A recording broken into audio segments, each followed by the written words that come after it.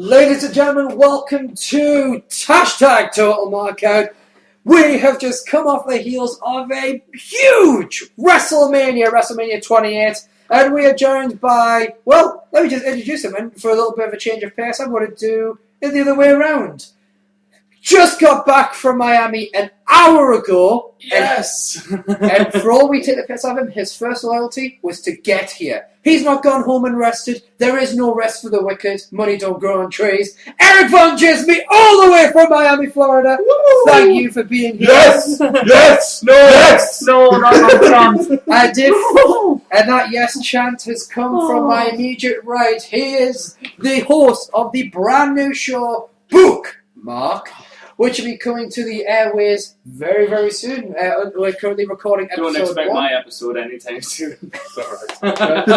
He is the moderator of the Total Markout Tumblr page, and he is simply the Geek King, Dan Adamson. Dan, how are you doing, my friend? I'm excited.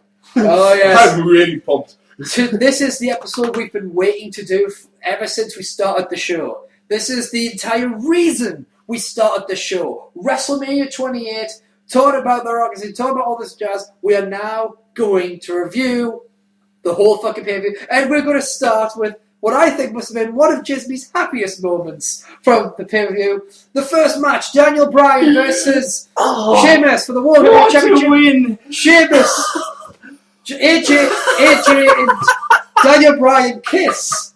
As the bell rings, First of all, I'm getting sick of that kiss. Oh, brilliant. Sheamus, bro kick to the face, wins the title in 18 seconds. What a match. Fucking That's how you start a Mania, because I was saying all week that Sheamus squash him. I hope he squashes him. I didn't think it would be that sort of squash. He come in, he hit the bro kick, I looked him on the floor and I just went, pin him! Pin him! 1, 2, come on! And just laughing my back off at Brian like, they're all shouting, Daniel Bryan, and I'm like, overrated! And I'm just like, that just was me, pumped for the start of Mania, and just... But the thing is, that's become a double-edged sword, because now Daniel Bryan is, to quote Obi-Wan Kenobi, strike me down, I'll become more powerful than you can possibly imagine. Daniel Bryan is now getting over more than he ever did. True. And he started the new era of wrestling. The yes era. He is scarily over. He is. That chant went for 4 things of access at the Hall of Fame. You've obviously heard it at WrestleMania and Raw yourselves. Yeah.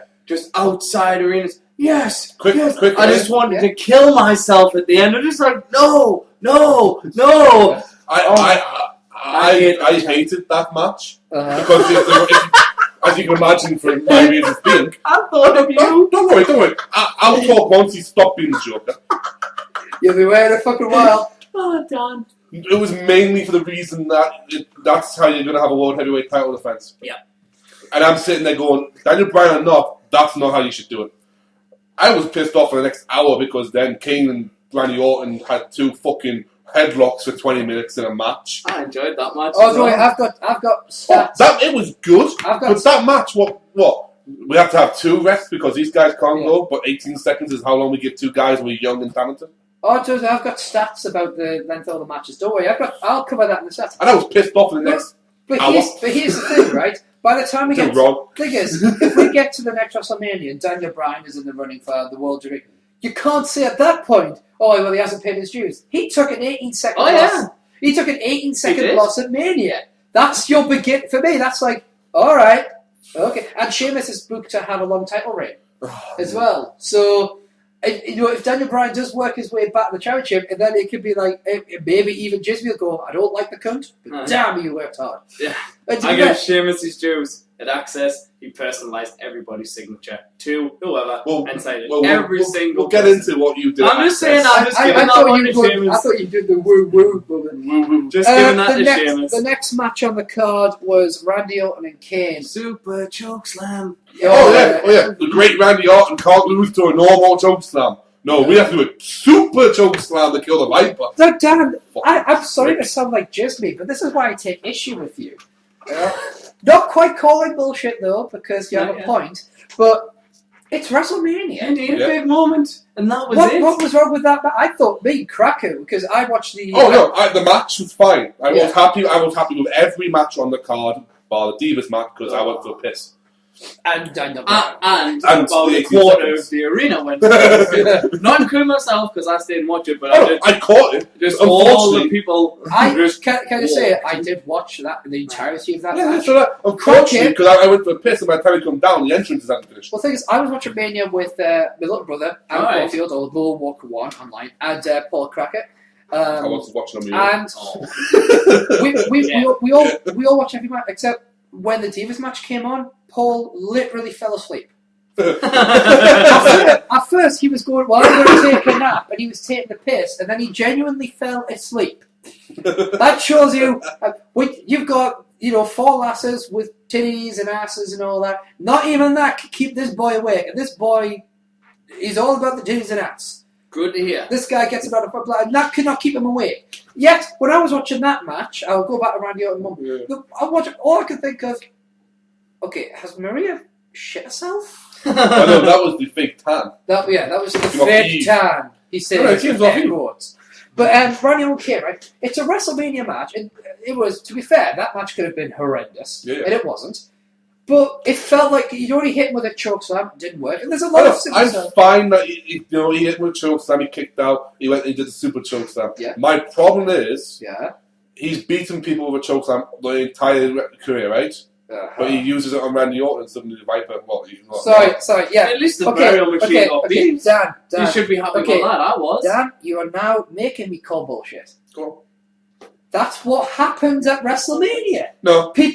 No, think about it. How many times? There were two big moments in their matches. Nobody saw an 18-second match, and the super chokeslam to just elevate the. How many times has Shawn Michaels? The crowd didn't even bump them. How many times has Shawn Michaels super kicked someone at Mania and they've kicked out when they haven't been able to kick out on Raw? Or the Undertaker been able to tombstone, well, not necessarily tombstone, but powerbomb or something, and they haven't been able to kick out on Raw and SmackDown. But that's the pay-per-view gimmick. The pay-per-view gimmick is, for some reason, people will come either get stronger endurance or their finishes become weaker.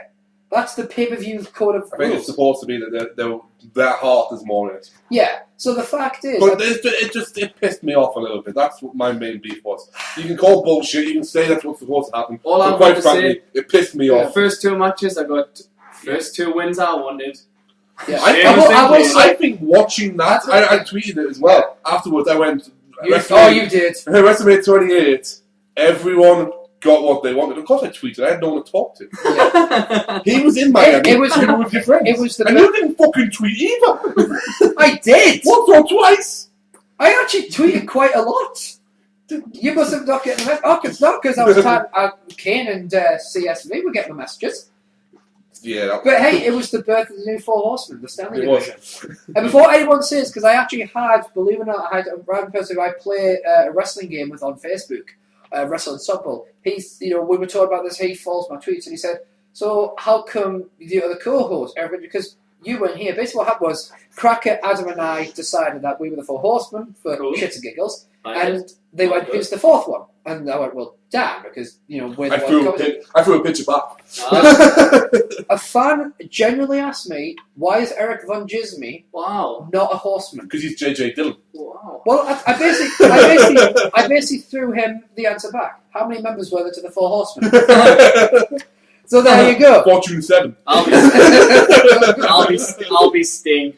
I'll take that. That brief run, he had 3 months. Because he's and never. If I get more world titles than everyone. So he's Sting, next person's Lex Luger, and then we finally get Barry Windham. I'm happy with that.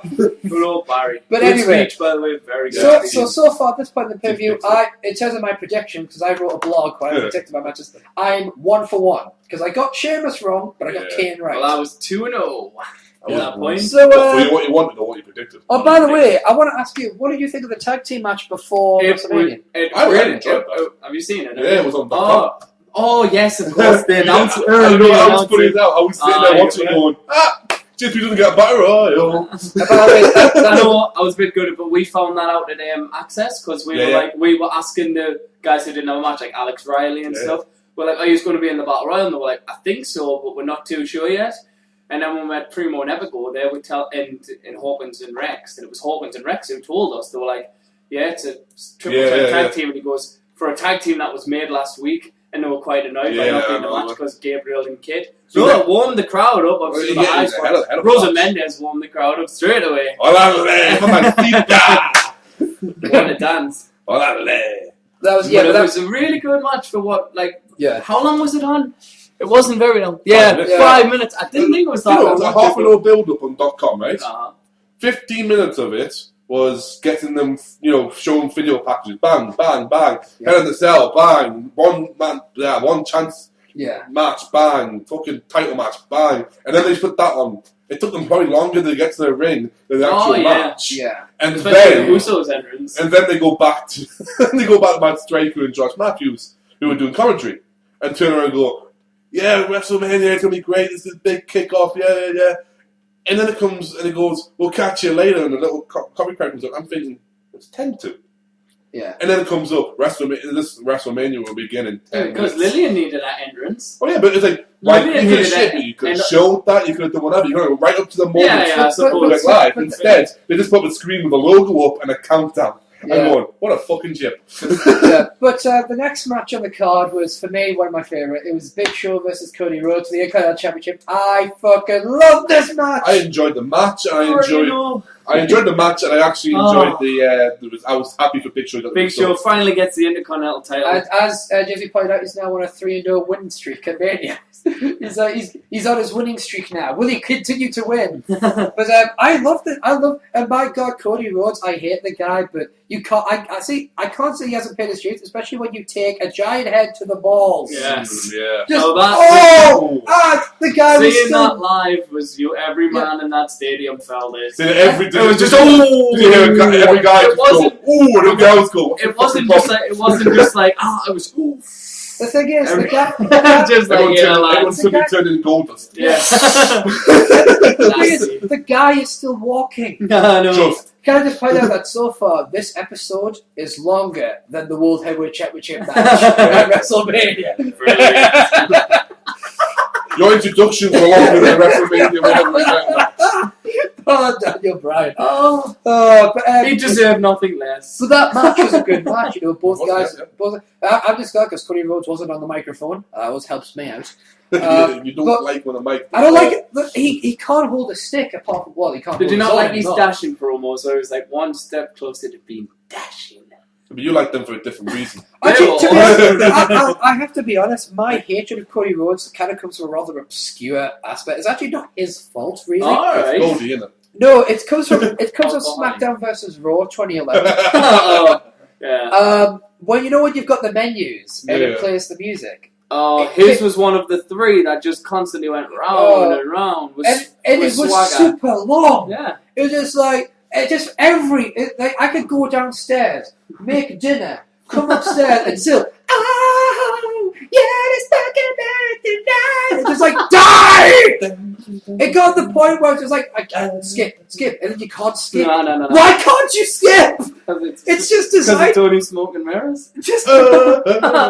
But great. But so far, once 3 matches, I got the 3 results I wanted. I was on a roll. I was like, I got 2 of the results I wanted. Yeah. So, and I predicted the Big Show would win again. So I was on a roll of 2. When I got this far, I was like, I should have put an accumulator on. But I was happy finally got the Intercontinental title. The biggest match of the night next, the Divas tag.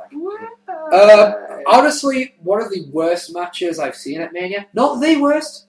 I think it possibly could be one of the worst matches I've ever seen live. For hours. I didn't like to try and avoid hyperbole when I can, but this truly was a train wreck of a match. It was just like, I think the only thing that this was, the good thing about this match is it would make other matches look good in comparison. Beth deserves so much more. Beth, when Kelly went for the Bulldog, and because when she helped her, and we all went, because Beth didn't help her through that one. Yeah. She picked her up and slammed herself down. She picked her up, and the camera angle we got, I don't know what your view was like. Oh, it was awesome. But the camera angle was, she was stuck on Beth's shoulder and she went up. And Beth just threw it down and went down. Yeah, we noticed that. What about the coldest spot, as I call it, when she just shouts over at me? I'm thinking, She isn't shouting insults. She's telling the bitch what to do. That's and we had a Kenny stealing the money go round. Yes. We weren't. I have to say, I was impressed by how she did it. And we both said, I wonder if they call it the Molly go round. I said, well, they call it the Kelly go round. They didn't call it anything. They just said, what a maneuver. Oh, well, like I say, we haven't. I still haven't seen it. The best one was funny as hell was on the internet now. That's a GIF, you know. Yes. It's on Tumblr and it's on the blog. I haven't put it on our Tumblr because it's called, and then the GIF is called the Super Bouncy Bomb. And because when you watch it in the GIF, and they've got the slow-mo replay for it, she does the money go around, and as she lands, everything just jiggles. Everything jiggles in the right places and whatnot, and that's just got every single where in the net.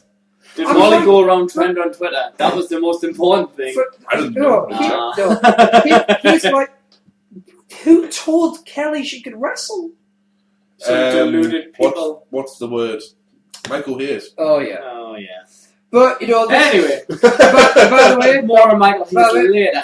That was another match I got right. I am hastened to take points because the celebrity is not allowed a job. Yeah, that's the rule. That's the rule you live by. That's why we pay you a lot of money to win. Anyway, our next match of the night was The Undertaker versus Triple H. Oh! Now, holy shit! I want to get your perspective because you'll get mine. Wow! Atmosphere in that crowd. My God! Is that everybody was into that? Everybody was on their feet. Is that the best match you've seen live? It's definitely. It's tied with a later match. It's tied with a later match. Yeah. It is, and I know that might be slightly biased, but that's the more emotion for myself in that one. But the emotion that the close, they suck you in for that one. Like every so often, 1, 2, and the Undertaker's coming close. Like, and the hats are coming up. Yeah. Like, pin him, do the right thing, Sean. Hit him with a sledgehammer, Triple H just whacking him with a chair. It was just the emotion, and obviously when they're going down the ring, the big screen. It's the only match I've ever had to half watch. It's like right down there, you can't see. Watching that, the close-up shots, back in the ring, watching the close pinfalls. Wow, it went on and on. The whole crowd hyped. There was not one person not in that. There was one moment. I thought it was over at one point. Yeah, I mean the sweet chin music and the pedigree. Yeah. Oh. That happened. I was just like, no, fucking hell, I just, you know what I went? I went, Dan, it's over. I actually said that. Dan, it's over. It's not even there. His hands on me. Dan, I was sitting on the edge of my I have a big comfy armchair. I was watching it. I was sitting on the edge of it. Sean hit him, and I just went, no, don't you dare. Yeah. Pedigree, 1, 2. And we were like, and it stopped. Oh, come on, Dave. It stopped, and all you see me was for about 2 minutes after that, when you know when the close with Sean, he's in the crowd, he's crying. Yeah. And you can see the tears roll, which was a beautiful touch. Yeah. I'm screaming, fuck you, fuck you, fuck you, fuck you, fuck you, fuck you, fuck you, fuck well, here's you. the thing. Crack and I, we had an interesting discussion, because obviously I'm a Shawn Michaels fan, but for this match, I've always said I want Undertaker to win, and I called Undertaker win. Easy victory, but I'll take it. But Crackett is a Triple H fan. Win's a win, remember. Right? Crackett is a Triple H fan. So I was chatting more for Undertaker, he was chatting more for Triple H. Of course, we were both happy with the result. But watching us two react was like a proper Newcastle versus Sunderland game, right? I was like going, no. He's going, yes. And then it was the other way around. Like, go. Or for those not familiar with Newcastle, Sunderland, let's say Yankees, Red Sox. Well, Miami versus Dallas Mavericks. But here's the thing. If you want to go basketball, you go Heat versus Mavericks. But here's the thing. For this moment, this was me and Craig generally don't do this. Me and LeBron don't do this. But when we saw the three of them on the top of the stage, even we were standing up and applauding. We're in our living rooms and we're giving them a standing ovation. I'm not going to say that. The whole crowd was clapping. I didn't cry at all. No. I didn't have tears in my eye going, okay, that's a bit much. Can you say that? I was banned up when Sean helped take her up. I was going, okay, Sean, don't pull the heartstrings anymore. Then they pick up Triple H and I'm going, okay, I'm dead. I don't know what you two thought, but the second that we Craig and I were watching this, when Undertaker took up his filter to do the hair, we just went, badass. Nice. No, I went, called it. Yeah. Because I went to my dad about a week before Mania, and he goes, so is the hair completely gone? I goes, well, it's not completely gone. The rumour is it's slicked back like CM Punk's, which apparently up to the week before it was slicked back. And then he went for the Dan. And then that's exactly what I said. Holy shit! Dan will be amazed. And I turned around and went, wouldn't it be really cool if we had a Mohican like mine? Hey, Dan, you got your. I mean, Dan turned around and goes, that'd be pretty cool. I haven't seen the dead man. I'm like, wouldn't it be cool? He took it off and went, fucking call it. Can I just, for me, this is the greatest match of the night for me personally. Yeah, same to me. Bear in mind that I was here to see Punk versus Jericho, and quite frankly, even after I was like, well, that was a great match. That to me as well. Speaking of the greatest match, that to me goes straight up to number 2 on Taker's streak list. Yeah, right behind Shawn Michaels. Man. If anything, it's level with it. That's what we would try to work. I think it's level with it. The first one or the second one? Well, let's move on to the next match. You should have with Team Johnny versus Team Teddy. Team Johnny wins thanks to The Miz. 3-0 at WrestleMania. We did one of the things what me and Steven pointed out when we were there was when Miz and Santino were in the ring together, we were like, Street versus Street!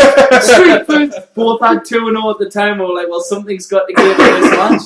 So that was quite an iconic moment for at least 2 people in that crowd. I'll ask this as well, because obviously we're trying to get your perspective of how Mania went. Was the crowd into that one or not? It didn't seem they were. Obviously, they were mostly drawn from... drained. I mean, and I was quite impressed that they got back up later on. Yeah. I thought they shot it too much. I think that was a good idea to have that match, because quite frankly, no one gives a shit about Brother Love's team. I mean, team... No, he was dressed for Miami. That's probably how you dress in Miami. Yeah, if you're part of the mafia. Or in the 80s.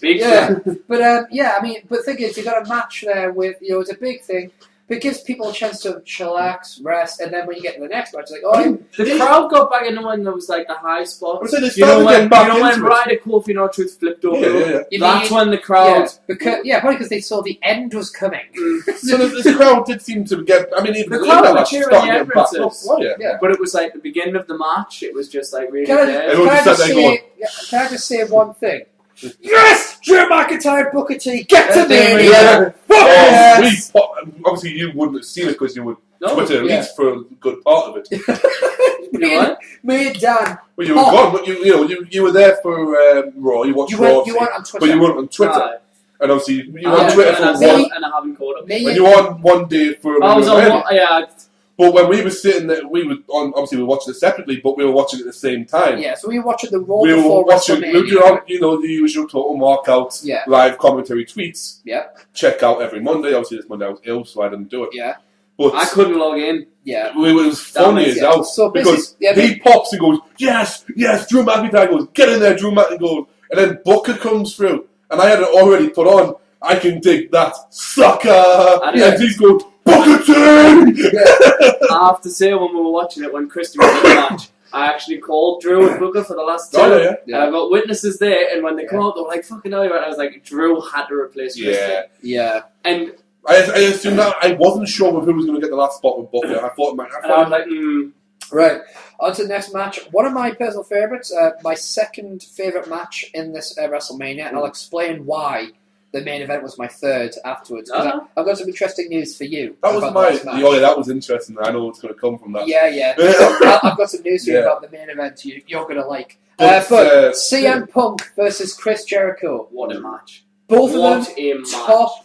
This is what I like about Jericho. So far, Jericho's promos, apart from the last Rose promo with after Mania, brilliant promo. This is the Jericho I've been waiting for. Not the pathetic making excuses, but actually fucking does it. Because I was like, oh, you're going to make him drink. Because I swore, if he made him drink, because I'm going to kick you off because you called that as well. Yeah. but I was thinking, how is Jericho going to do in this matchup? Brilliantly, Jericho and CM Punk made each other look like $1 million. They did, man. And that fight, and I love the genius of it because they're both crafty fucking. At first, I was getting pissed off. Like I was thinking I've been cheating out my money because of the whole, Jericho trying to get him to score. And I just thought, oh, Jericho, man, don't spoil what could be a great match. You can still, but he turned around and he said, okay, that's not going to work. I'm just going to kick your ass. But CM Punk's last anaconda device, he's getting in the head, so he just moves. That was a thing of beauty. Even my little brother and Paul Crowder, they swore that Jericho was being stiffed. They swore, they're like, Punk's stiffing him. Punk is stiffing him, and I'm there going, I hope he is. I didn't think in my head I'm going, I don't think he is. I'm on that level of disbelief where I'm like, yeah. It's like, they dragged that back in, and finally, Yeah. like the disbelief in that entire. A lot of that Mania was like, this is what it should be. I mean, for that, and that's the crowd seemed to be up for that. And obviously, yeah, the crowd seemed to be really up for that match. What I liked about it as well was Jericho did what Jericho does best. He was a showman. yes. So at the beginning of it, he sparkled and he did his vampire Twilight shite, right? And then Punk just came out, a little bit of fireworks. Yeah. he was a sellout though. He always said he never needed fireworks. He didn't need pyros, but he did it, man. Yeah. And he walked out. He did the show shebang and that. Went out there, and it was a straight up wrestling match. Yeah. And you're sitting going, wow, a wrestling match at WrestleMania. This is what I say about my thing. Short matches on Raw, and when a pay-per-view comes, this is my argument. It's not that I dislike wrestling matches. I love them at pay-per-views. You think there's a time and a place? There's a time and a place, and personally I think Raw and SmackDown are not them. WrestleMania, of course. But I got what I wanted from that match. Yeah. You got what you wanted from that match. And did you get what you wanted? And this was the match where I didn't get what I wanted. And this is where I didn't get Team Teddy, I didn't get Jericho, and I thought, this part of the show could possibly go downhill from him. And the slightest bit of thing went, oh my god. But also, which was a bit of worry, this is where I thought it was going to take another funny turn. Because, about my hospital, I felt the same things, and I was like, not now. Not fucking now. Did the power of McMahon save you? It did. I sat down. I had to sit down during the entrances. Just got my breath back. I put some suntan lotion. I had to just sit for this match. And about halfway through, I got into one of the submissions, and I thought I powered through to see my man. We'll get there. I think it was just. It's probably just the fact that the Miz won a Mania kind of. You sit there and go, oh fuck, he won again. The pyro didn't help me. My God. Maybe let's go into the main event now. Well, I want to comment before the main event. Sorry. We have the main event, right? Yeah, we certainly did. The once in a lifetime biggest main event, quite possibly. Actually, no, I'm gonna call it now. My favorite, and in my opinion, the best WrestleMania ever. And we have MGK and some little chick come out and try and get heat. Yeah. Before Cena comes out, right? Yeah. And he didn't try and get heat. White boy got heat. Yeah. Oh, he got heat. Here's my biggest As beef. soon as you said underdog. Here's my beef with that. Yeah. Nobody outside of the United States of America knows who the fuck he is. Very true. Shouldn't be on the shouldn't be there. Yeah. But why do we need him? Why do we need to do video packages? Why can't we do what we did last year with Miz and Cena? They were done brilliantly. Yeah. Then we bring Flo Rida out, that was good. Who doesn't try and do anything but sing the song. He interacts with the fans. He says Miami here, there, that. He put Rock's moves in and he stuff. He put Rock in that, but he doesn't try and do anything. So what? Have you gone out there and said you do what you want and you do what you want, and then The Rock comes out and gets lost. But the thing here's the feel for me. Yeah. You didn't need them two there. You've already built this match up for a year. You didn't need extra things. You could have just made Cena have a special entrance like he usually does. And The Rock didn't. The Rock could have come out and just gone, we are the nation of domination, and they would have got a pop. No. Isn't that just maybe Vince McMahon said, oh shit, we've got $500,000 ready to get rid of. Protect. So, I think it worked. Maybe it's because I was there live and it was the actual Mania songs. I think they pumped the match up because the crowd were into them songs. I think the problem is, it's different because when you're sitting at home and watch it on TV, you get yourself pumped up. I mean, in the crowd, though, it's just a party, isn't it? It's a party situation. Bathroom breaks, get yourself a drink, whatever. And it's on arena, though, you're sitting there. Yeah, I grabbed my last beer. Now, this is where I have to put my foot in as producer and say I'm going to talk before this match about any of you guys because you know why though. This was just fun. me. Within about 2 minutes on Twitter, 5 minutes of the match, I turned coat and went on Rock's side. Really? Yeah. And I was chanting for The Rock, hardcore all the way for one reason. Would you please explain to the man why? Cena was a pile of shit. No selling, fuck-tarded. I have to say, your brother said it best. Your brother said it best. Was, Cena, will you please make like an insurance salesman and learn how to sell? Yeah. And I was laughing my back off at that. Big pop there. In fact, later on, after the match, Adam would turn to me and crack and say, Jesus Christ, the only thing Cena can sell is merchandise. Yeah, Adam was on top form. Honestly, here's the thing. You guys know the reasons why I've been champion for Cena all this time, because I thought he needs this. He needs this to validate his career. The Rock doesn't need this. But the minute that I saw John Cena being the unprofessional, unselling dickwad that he was, I literally turned a crack at inanimate. I went, fuck Cena, go on Rock. I was on my feet, go on Rock. And Craig just turned around, look at me as if to say, that's my boy. Now, you'll get your chance in a minute. I would like to speak just before you, because we know how you're going to go. Yeah. Mine was interesting. Yeah. Because I was watching it, and I'm thinking, it's not, 5 minutes in, Cena was being the opposite of Shawn Michaels and Hulk Hogan. He was no-selling, not overselling. Yeah. And I'm sitting watching it going, this is going to be a train wreck. It's going to be really bad. About 6 minutes into the match, someone sparked on Cena where I think The Rock probably stiffed him one or twice and said, do your job. And suddenly the match became entertaining. Yes. And the match became good. But I still didn't see the end coming. Yeah. And you retweeted it. It was sent out to the world, and it was my last tweet was, holy shit, The Rock wins. Rock wins. Rock wins. Because it came out of nowhere. Yeah. And I was sitting going, 1, 2, what? That's a 3. Wait a minute. Whoa. And I jumped up. Yeah. It was almost I was back to the Taker match, jumped up, went, yes! And then went, wow, Rock won. So, we both got what we wanted out that. Yeah. I turned cold. There's I did a Mike Tyson, basically. there's some other situation there. Yeah. There was someone else going to hear about. Yeah. Oh, that's right. Erik Van Djismie. How do you feel about that match? Yes! People next to me. Yes! Just fucking random straight. Just grabs you. Yeah! Fucking Rock won! Now, if you just catch your breath for a minute. Have you seen us? Just. Now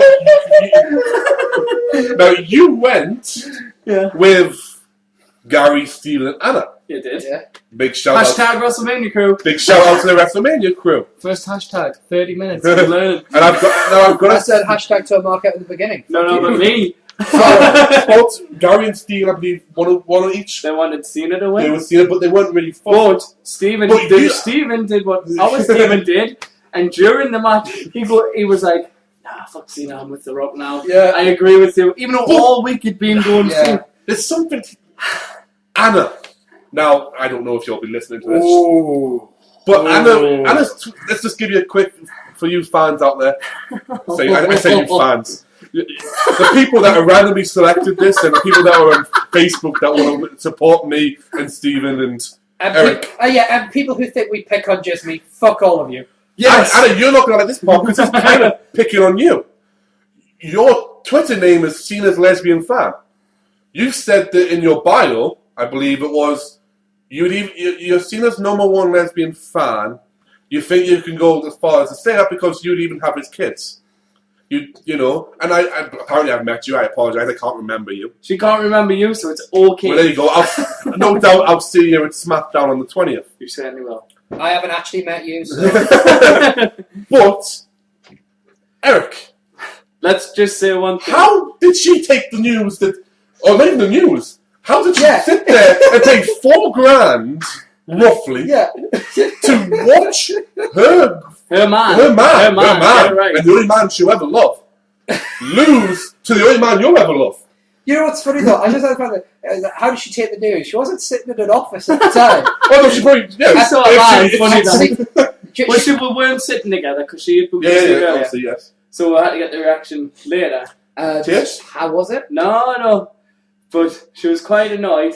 Oh, sure. Which was a lot better because she was ill as well. Yeah. Oh. So after she was annoyed, but she was more bothered like when she was ill. So more afterwards there was the banter, but she was like it was more raw the next night where her emotions started coming out. Yeah, I can imagine that, which we'll get onto in a minute. Yes, but let's just say I have never. When you say she is a Cena fan, I have never seen someone live react to a wrestler like she does. It is one of the You've never seen me tip? No. You've never seen it? Yeah, but no. No, imagine. Can I just... I'm from a Okay. 2-year-old little girl. Holy... Cena, I love you! Shouting over and over to the guy in front of us like this. Pulling this I'm a 6'4", 20+ stone man, right? Yeah. I've shouted to the Undertaker, "Taker, I love you, Taker, I love you," as if I was a 5-year-old girl. Okay. All I'm going to say, she did not take it very well. She was very gutted. Right. But then eventually she did say, well, you know, if she thought about it logically, it was Rock's hometown. She didn't expect to lose. Here's my thing. But she still got to say I'm on live, and she was happy. Here's the one thing I want to say about that match, and this is really the only thing I want to say. The Rock has not missed a beat. No. The Rock was a better wrestler in that match, a better showman in that match, and he's been out of the ring for several months because he had that Survivor Season match. Well, right? he's been training. Rumour has it he's been training with McGillicuddy and not them two. McGillicuddy and Kurt Hawkins. But here's the thing, right?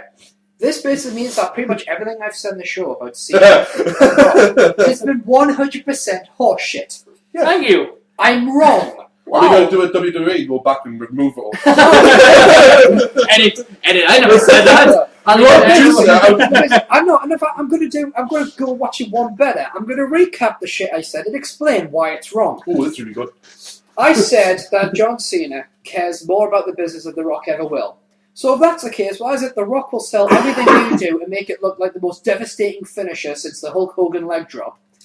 That is devastating. Yet you, however, can't make a Rock Bottom look half good. I'm a 5 foot. Oh Jesus Christ! Can we actually find him? Where's he gone? Oh, it's all right. You just had him under the chair. And I weigh 240 pounds, right? And I can make that Rock Bottom look like the most devastating thing since the fucking Hiroshima bombings. Oh, we're going to get more Tensai later on, man. Oh, we are.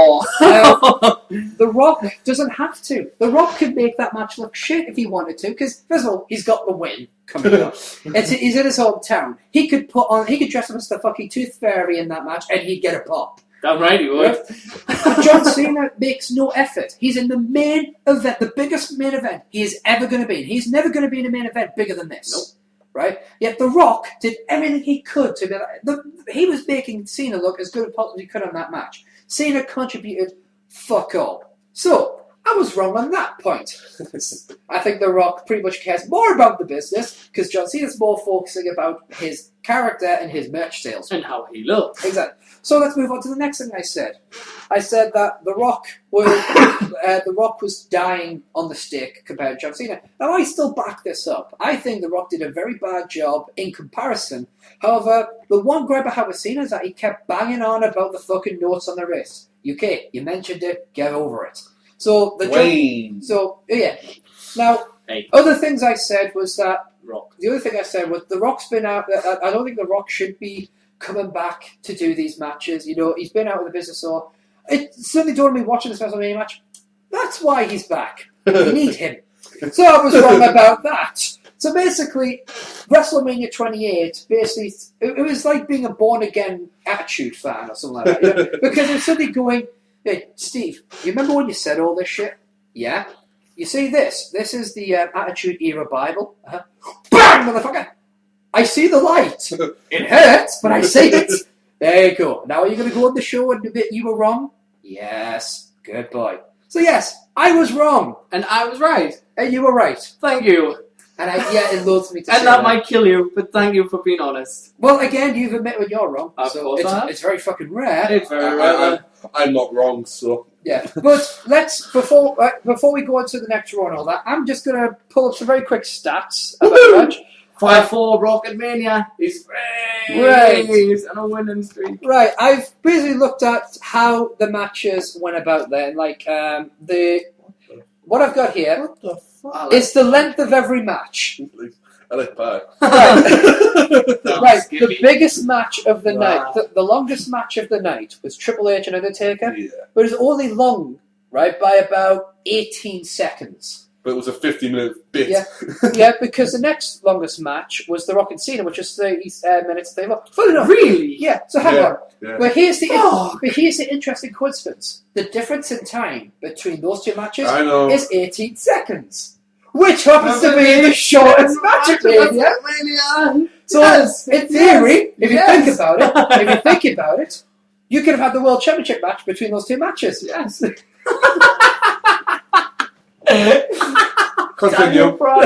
Daniel Bryan, curtain jerker, check. Daniel Bryan squash, check. Daniel Bryan not World Heavyweight Champion, check. Yeah. Win, win, win. Yes, yes, yes. The Undertaker, Triple H match and the Rock and John Cena match combined were longer than the rest of the WrestleMania card, right? The entirety. So, in order of longest matches to shortest, you have Undertaker, Triple H, Rock, John Cena, Punk versus Jericho, Kane, Randy Orton, Johnny versus Teddy, Divas tag team match, Big Show, Cody Rhodes, and then Sheamus versus Daniel Bryan. Divas got longer than Daniel Bryan, yes. No, fucking Cody.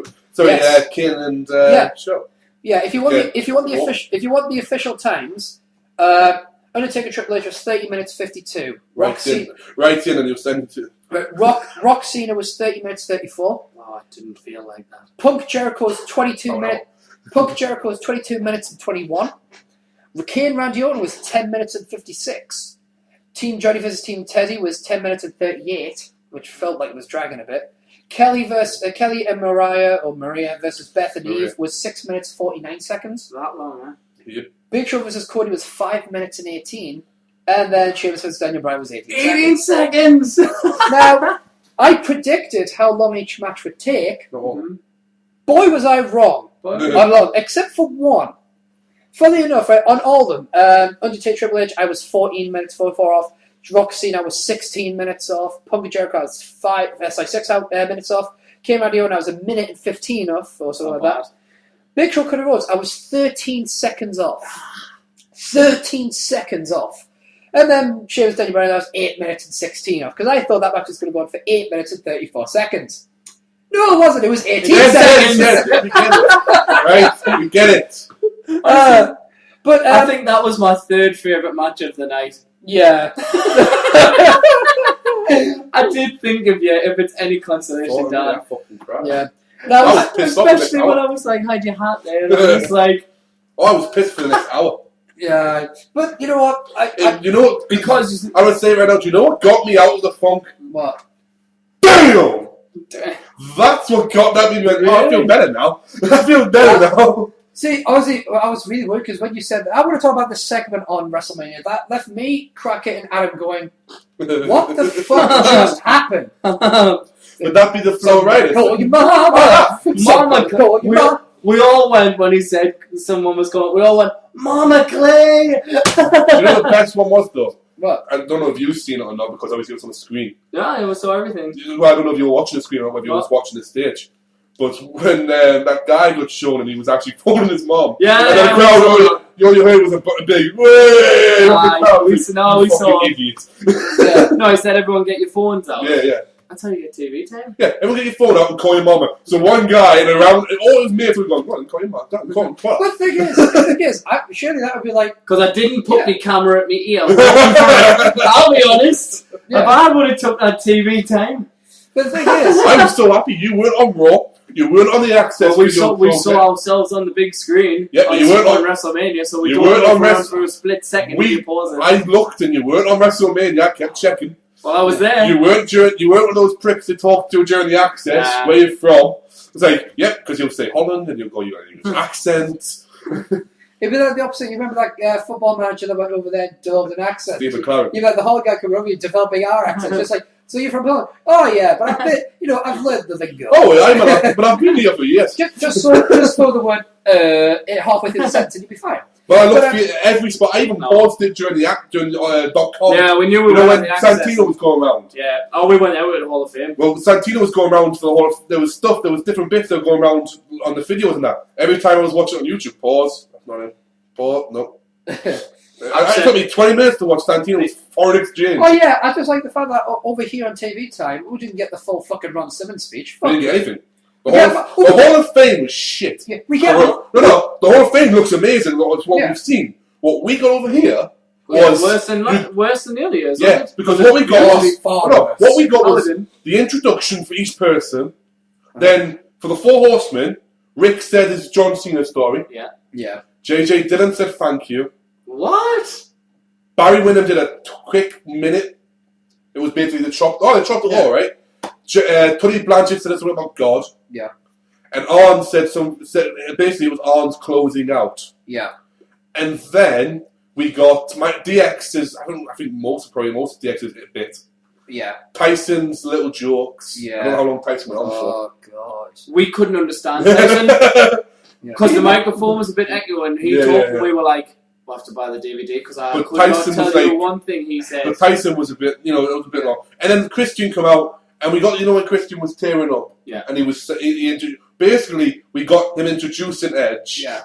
Edge came out, did his joke about his haircut. Yeah. That was scary. Yeah, I know. We all said the same.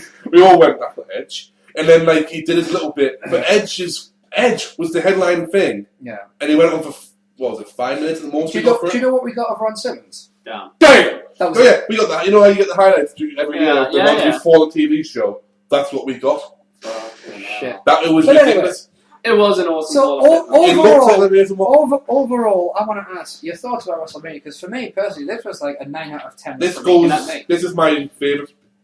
It's the standard bearer now for all. If I say that, I feel like I'm being biased because I was there. No, it's up to you. But that's how I feel. That's going to. That is going to reflect. To me, my favourite three before this have been in chronological order: 2000, aka 16, 17, and 22. Right. Now this goes straight up into my top three. They pretty much 16, 17, 18. Like 1, 2, 3. The thing about this WrestleMania is 17 for this one. The thing about this WrestleMania is they pretty much got it bang on right. Everything was spot on. They pretty much got it bang on A couple right. of botches, a really weird backstage bit with Flo Rida and Heath Slater. Heath Slater got his WrestleMania moment. So his Hawkins and Rex. Yeah. He got his chair. He got his chair. They found a way of getting them on the show. Mick Foley got his WrestleMania moment. I'm still trying to work out what the fuck Heath Slater was saying. It's just a one-man band. Let's now move away. Let's not quite go to Raw yet. Let's stick with WrestleMania. I want to talk about Djismie for a bit. I know, scary. How was your Access and WrestleMania experience? Let's go through Access first. Well, we did 4 sessions. Right. We did 1 on Friday, 2 on Saturday, and 1 on the Sunday before the Mania. Right.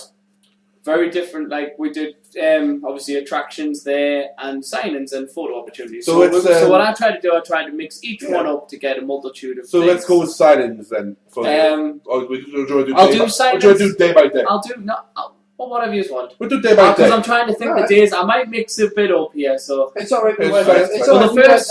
We can't correct you. We can't correct them. We'll let the tweets do that. Oh well, the first day, Stephen, Gary, and Anna had VIP tickets for Triple H. All right. I didn't want one given. Yeah. So I didn't pay the extra £100 for that. No, thank you. So I went in the entrance by myself. Right. So I got cracking on with these 2 Italian guys. So. 2 Leonardos, ironically. I'll get them over. So we kind of went round. So the first thing we did was the memorabilia thing, and all the WrestleMania. Because they showed it online. They had Jericho from 19 and Ricky's from 3. And loads of stuff like that. That had Roddy Piper's boxes. I've got loads of pictures. We'll put them on the show.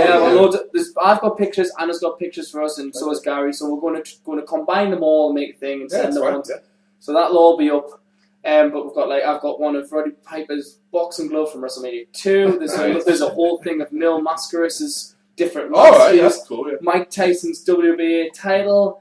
There's a really good one of Goldust gear and Cody Rhodes' gear with his mask, and they're together 2 brothers. That's cool. Random stuff like that. And there was each poster around for each Mania with all the matches on as you were going round. So in the actual thing, in the memorabilia bit. Cool, yeah. So that was really good. There was Buddy Rogers' boots, the the Chris Jericho chair, who when he hit the Rock at No Mercy 01 with the dint in, the name part when he won the WCW title.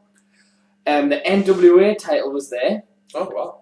Posted on the wall with all the former champions that had worked for the WWE. That's so that cool. was amazing. Yes. Andre the Giant's suit and his mask is Giant Machine. Yeah.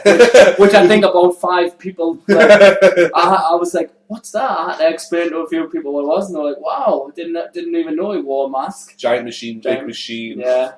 Hulk Machine. Hulk Machine. This is why I host the show with these two, because at this point I'm the guy going, who? I know who Andre the Giant is before you start picking up. Andre the Giant, Big John Studd, and Hulk Hogan.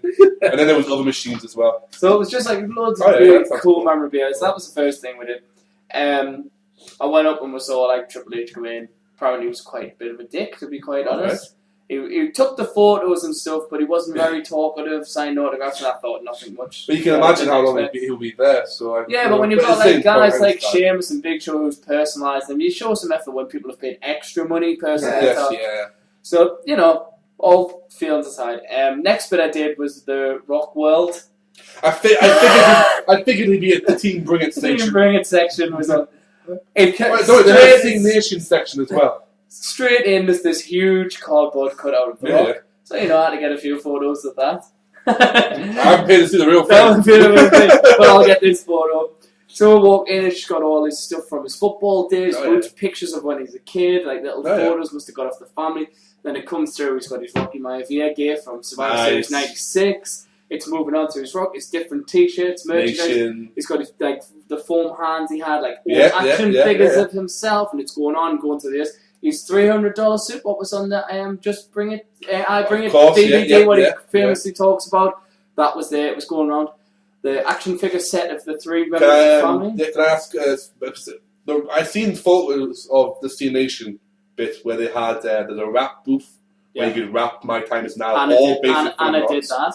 You could actually go and do the theme song. They asked me to do it. There was also a game as well. The quiz. There was. What was special to the Rock Station then, other than the walkthrough? Just this walkthrough, really. But there was so much in it. But there was nothing else. But there was mainly Cena stuff. So you're going through. Then it went into his movies, which was it had the Scorpion King gear. Right. So it had the Doom gun. You had the Tooth Fairy wings. Right, you had like Walking Tall, Welcome to the Jungle, different things. But then one of the greatest piece in there, what I was looking for, right at the end, in the case. Sarah Michelle Gellar. No. Better. Sorry. Sorry, if I'm briefly, I was looking out. The never used, but was going to be Brahma Bull WWE title. What was like going to be the equivalent of Austin Smoke? Yeah. Well, they released it in toy form, but there it was. Because they even released a taker version. Yeah. But I could not believe that was in there. I was so amazed. So you went through that, and you went through that. I went through that about 4 times, I'll be completely honest on that. I thought, I'll have another look around. I can imagine that, from what I've seen this online, and instantly thought of Erik Van Djismie. Actually, it was during the Santino's Foreign Exchange that really put up, because he said, because I'll give you a clue and you probably know what I'm talking about. I wish. He walked up to a glass case and went, got it. And then got it. Oh no, I didn't get that one. He was, of course, referring to the championships. Yes. How many times did you go see that this week? Well, it was kind of in the centre, and it was just in a booth where you could spin around. I don't know, a few... 100? Probably about 10. I'll have another look. $1 million title. The current titles, that's what you like to explain. What other titles they had the Fabulous Moolah women's title with her face on. They even had the Lay Cool broken women's title, which was just like split into 2 bits. You know, when they pulled it up. I fucking $1 million title, WCW tag title, ECW original title, $1 million title. Don't do that. They had the World Tag title. Alright. They had the World Tag title in the old WWF form. Which was the most intriguing, because when we looked really closely, it had WWF, but someone had just took a black Sharpie and drew over the F and coloured it in. So that got zoomed photo. You imagine. Just like, whoa. So, obviously the old IC titles, the US titles. Different variations. Yeah. So, out of all the titles, What was your favourite one that you've seen that was like, you went, that that's a really cool title? I have to say the $1 million title. Was that just... Wow. Because I know you love that title anyway. I do love that title, but when I saw it... But was there one... Okay, was there one that you looked and went, I didn't expect to see that in this booth? The Attitude Era WWF title. So the big gold... The big circle. The big eagle. Yeah, big eagle, that was there. One of my That favourites. was amazing. Silence then, the first day. Were any silence? Heath Slater.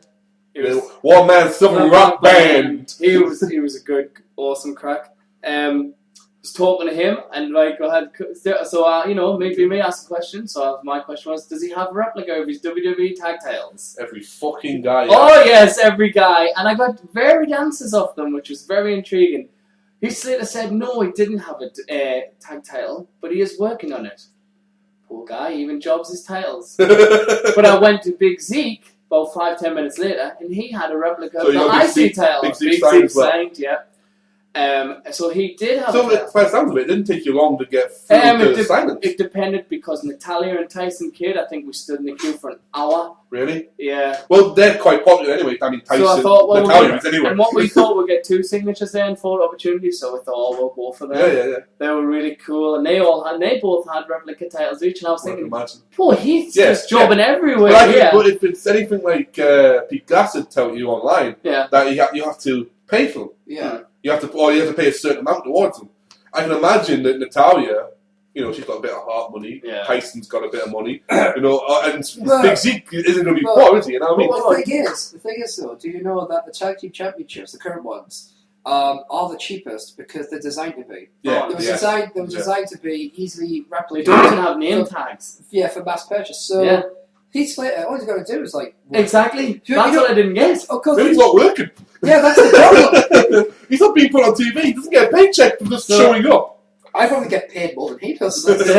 So, but after that, there was obviously access matches going on. Yeah, well, FCW was there, wasn't there? Yeah. What do you call him? Silver Shagilla. Not Tyler Black. Seth Rollins. He was fighting some Switzerland guy. Yeah. Claudio Castagnoli, a.k.a. Antonio Cesaro. And I said to you on Twitter, actually it might be when we were talking last time we were like, with each other.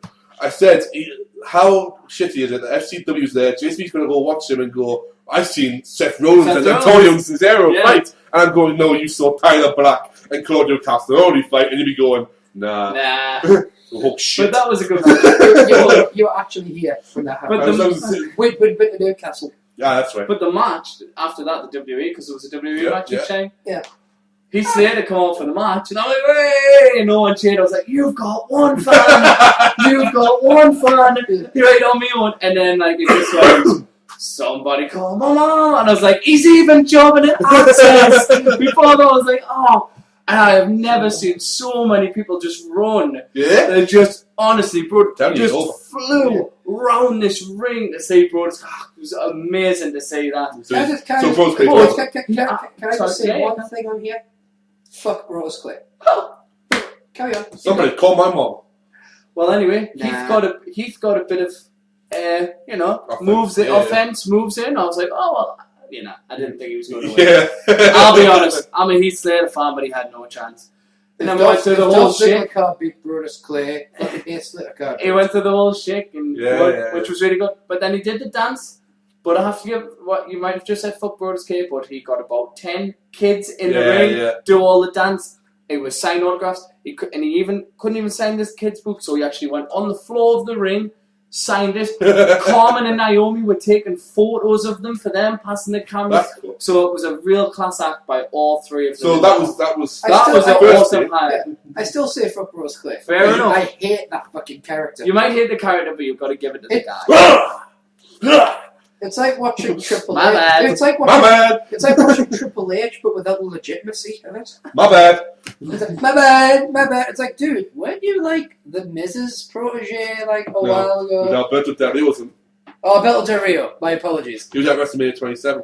I think that might have been the fit. Actually, that match might have been the second day, but Doesn't Bruce Clay have a better win streak than Alberto Del Rio? No, he's never wrestled at WrestleMania. He was just there. I don't mean at WrestleMania. In general, yes. Yeah. Do I have a better win streak at WrestleMania? Yes, Stephen, you do. Even though you've never competed at Mania. But continue with the access, Eric. But anyway, and I think on the same day I got a picture with Alex Riley, which was a cool little gimmick what they did, because they took the pictures with their camera. They give you this card. You got to type it in, and they send it stuff and extra stuff. So we're going to have a day. We're going to get together and have a day and process all them through as well. So they're like professional WWE cameras. But it was like a photo shoot. So you're on the magazine. Oh, is that? Yeah. I've seen so that. It's like you're with them, and it's like got the whole. So you got A-Right for that? Yeah, I've got a few. Because the one I seen was online was Hunico and Camacho. Oh, I got that one as well. There you go. So it might have been. Yeah, but it wasn't you wanted to picture online though. To be fair, This was Gary. To be fair, they took them two just to prove that they still exist. Well, to be fair, after the Heat Theatre sign, they were there, and I walked past them. Because I didn't even. And then I turned around, and I was like, I've just walked past Hunico and Camacho. From what I was watching online, I was looking at the access online, the photos every day, and the best thing was that they just seem to have like the wrestlers just allowed to walk around. Oh yeah, you could have just. I guess you couldn't have gone up to them and say, "Go, can I have a quick autograph of that?" But you could have said, "Hi," shook the hands. Oh yeah, you got to shake the hand, ask them questions. Because I asked them, "Were there any plans that they're going for the tag titles?" Yeah, and they were like, "Yeah, hopefully soon in the future."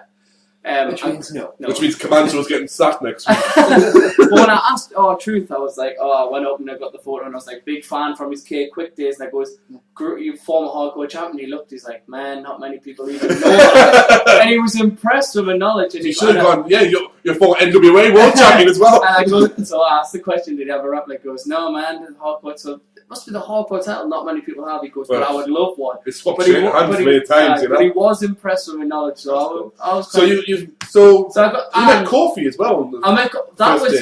Kofi was a different one. That was at the Superstore.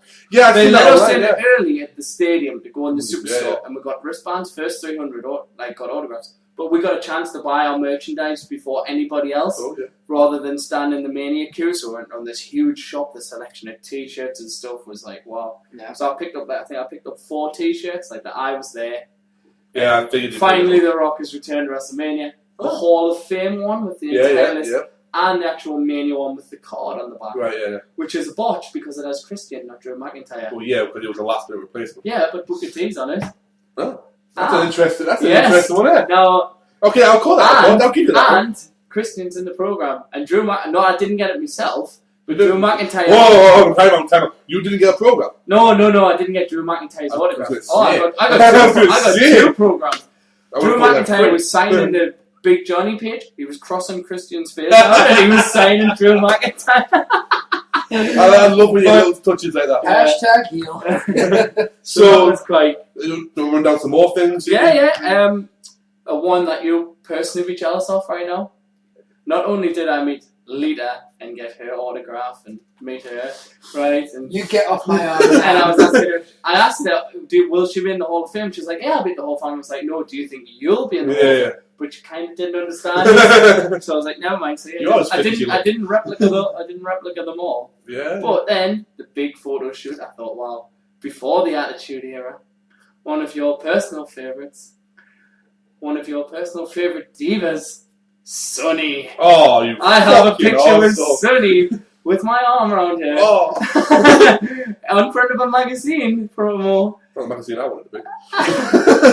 And I just thought, if it's the same magazine you're thinking of, I never want to see you. And I just thought, one day, Dan. One day more. And I just thought, when Dan sees that photo, he's going to be really jealous. I'm jealous of your experience anyway. But I know. Sunny days are here again. I also met Epico, Primo, and Rosa. They all sang. Is that why you put on your fucking thing? Rosa sure is hot on your Twitter. After I have to say that you hashtagged me lesbian in the bed. Whoa. You did? I did. Well, does she not know about that? No, she knows about that. But you know the way I talk. Yeah. It's like when you sleep with someone. You're asleep. You didn't sleep with them. You were up all night, folks. But if you're asleep, you were asleep. So there you go. So in the bed does not mean anything. And that's as far as I'm going. But you did then tell John Cena that he didn't know what he was missing with Cena's lesbian #1 fan. Only because I was told about that. To be fair, I don't know what John Just Cena is think. Just think as a storyline. So it will be. That's all I'm saying. So No. Rosa Mendes. Rosa Mendes, right? This was a really funny part. You'll be because I'm sorry, I'm just noticing that Dan's been rather reserved. Because normally, if he can't say certain names without doing some kind of weird dialect. See, for like Calito, he goes Calito. Calito. But with Rosa Mendes, you just heard it before. He went Rosa Mendes. That's not how you. Every time he's with me, he goes Rosa Mendes. Well, what was with the serial killer? Okay. Anyway, Rosa Mendes. What was really funny, right? Primo never goes down there. Okay. I'll give him that one. They were waiting for the autographs. Yeah. But they were kind of far away from each other. I thought, where's Rosa? And like we're still waiting in the queue, and we're nearly at the front. And Rosa just. I'm sorry. If you tell me Rosa's on her knees, I'm gonna fucking cry. No. Rosa just kind of comes out of nowhere, and Primo just goes, "Where have you been?" And he just kind of shouts at her in Puerto Rican, and then she comes in. I'm like, "How fucking lucky are we?" He's sitting there going, "Shit, Sonny, I didn't realize that. I fucking knew it." 3 autographs. And pictures, I was chuffed, so we got... Yeah, kiss off Rosa? No. No, just Sonny, apparently. With all that hair in your face, why was she going to kiss you, dude? Is that you've got... Only one, please? Why do you mean he has the beard only? Because he wants to repel women as much as he can? No, it's so that they have to kiss him on the lips. You can barely see them! Well, he hasn't got that big of a task. With that DX hat, he looks like he should be driving a truck. A big fucking 18-wheeler just... I'm saying nothing. So after the... Oh, you're saying nothing, that means something happened. So after Rosa... That's how the law works, dude. After Rosa Mendes, just be called Primo. I went around Undertaker's graveyard. Oh,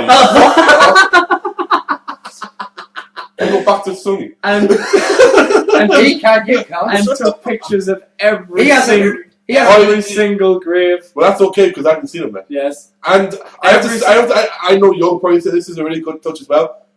What I loved was Santino went on his foreign exchange. Once again, I know it's Santino Moreno. I only watched it the other day, and it was amazing. He went round the access. And he went round the graveyard, and he looked and Randy Orton's stones there, and he goes, "I only seen him yesterday." He goes, "Wow, that's quick how people go." And then he looks at Mark Henry's. He goes, "I only seen him an hour ago."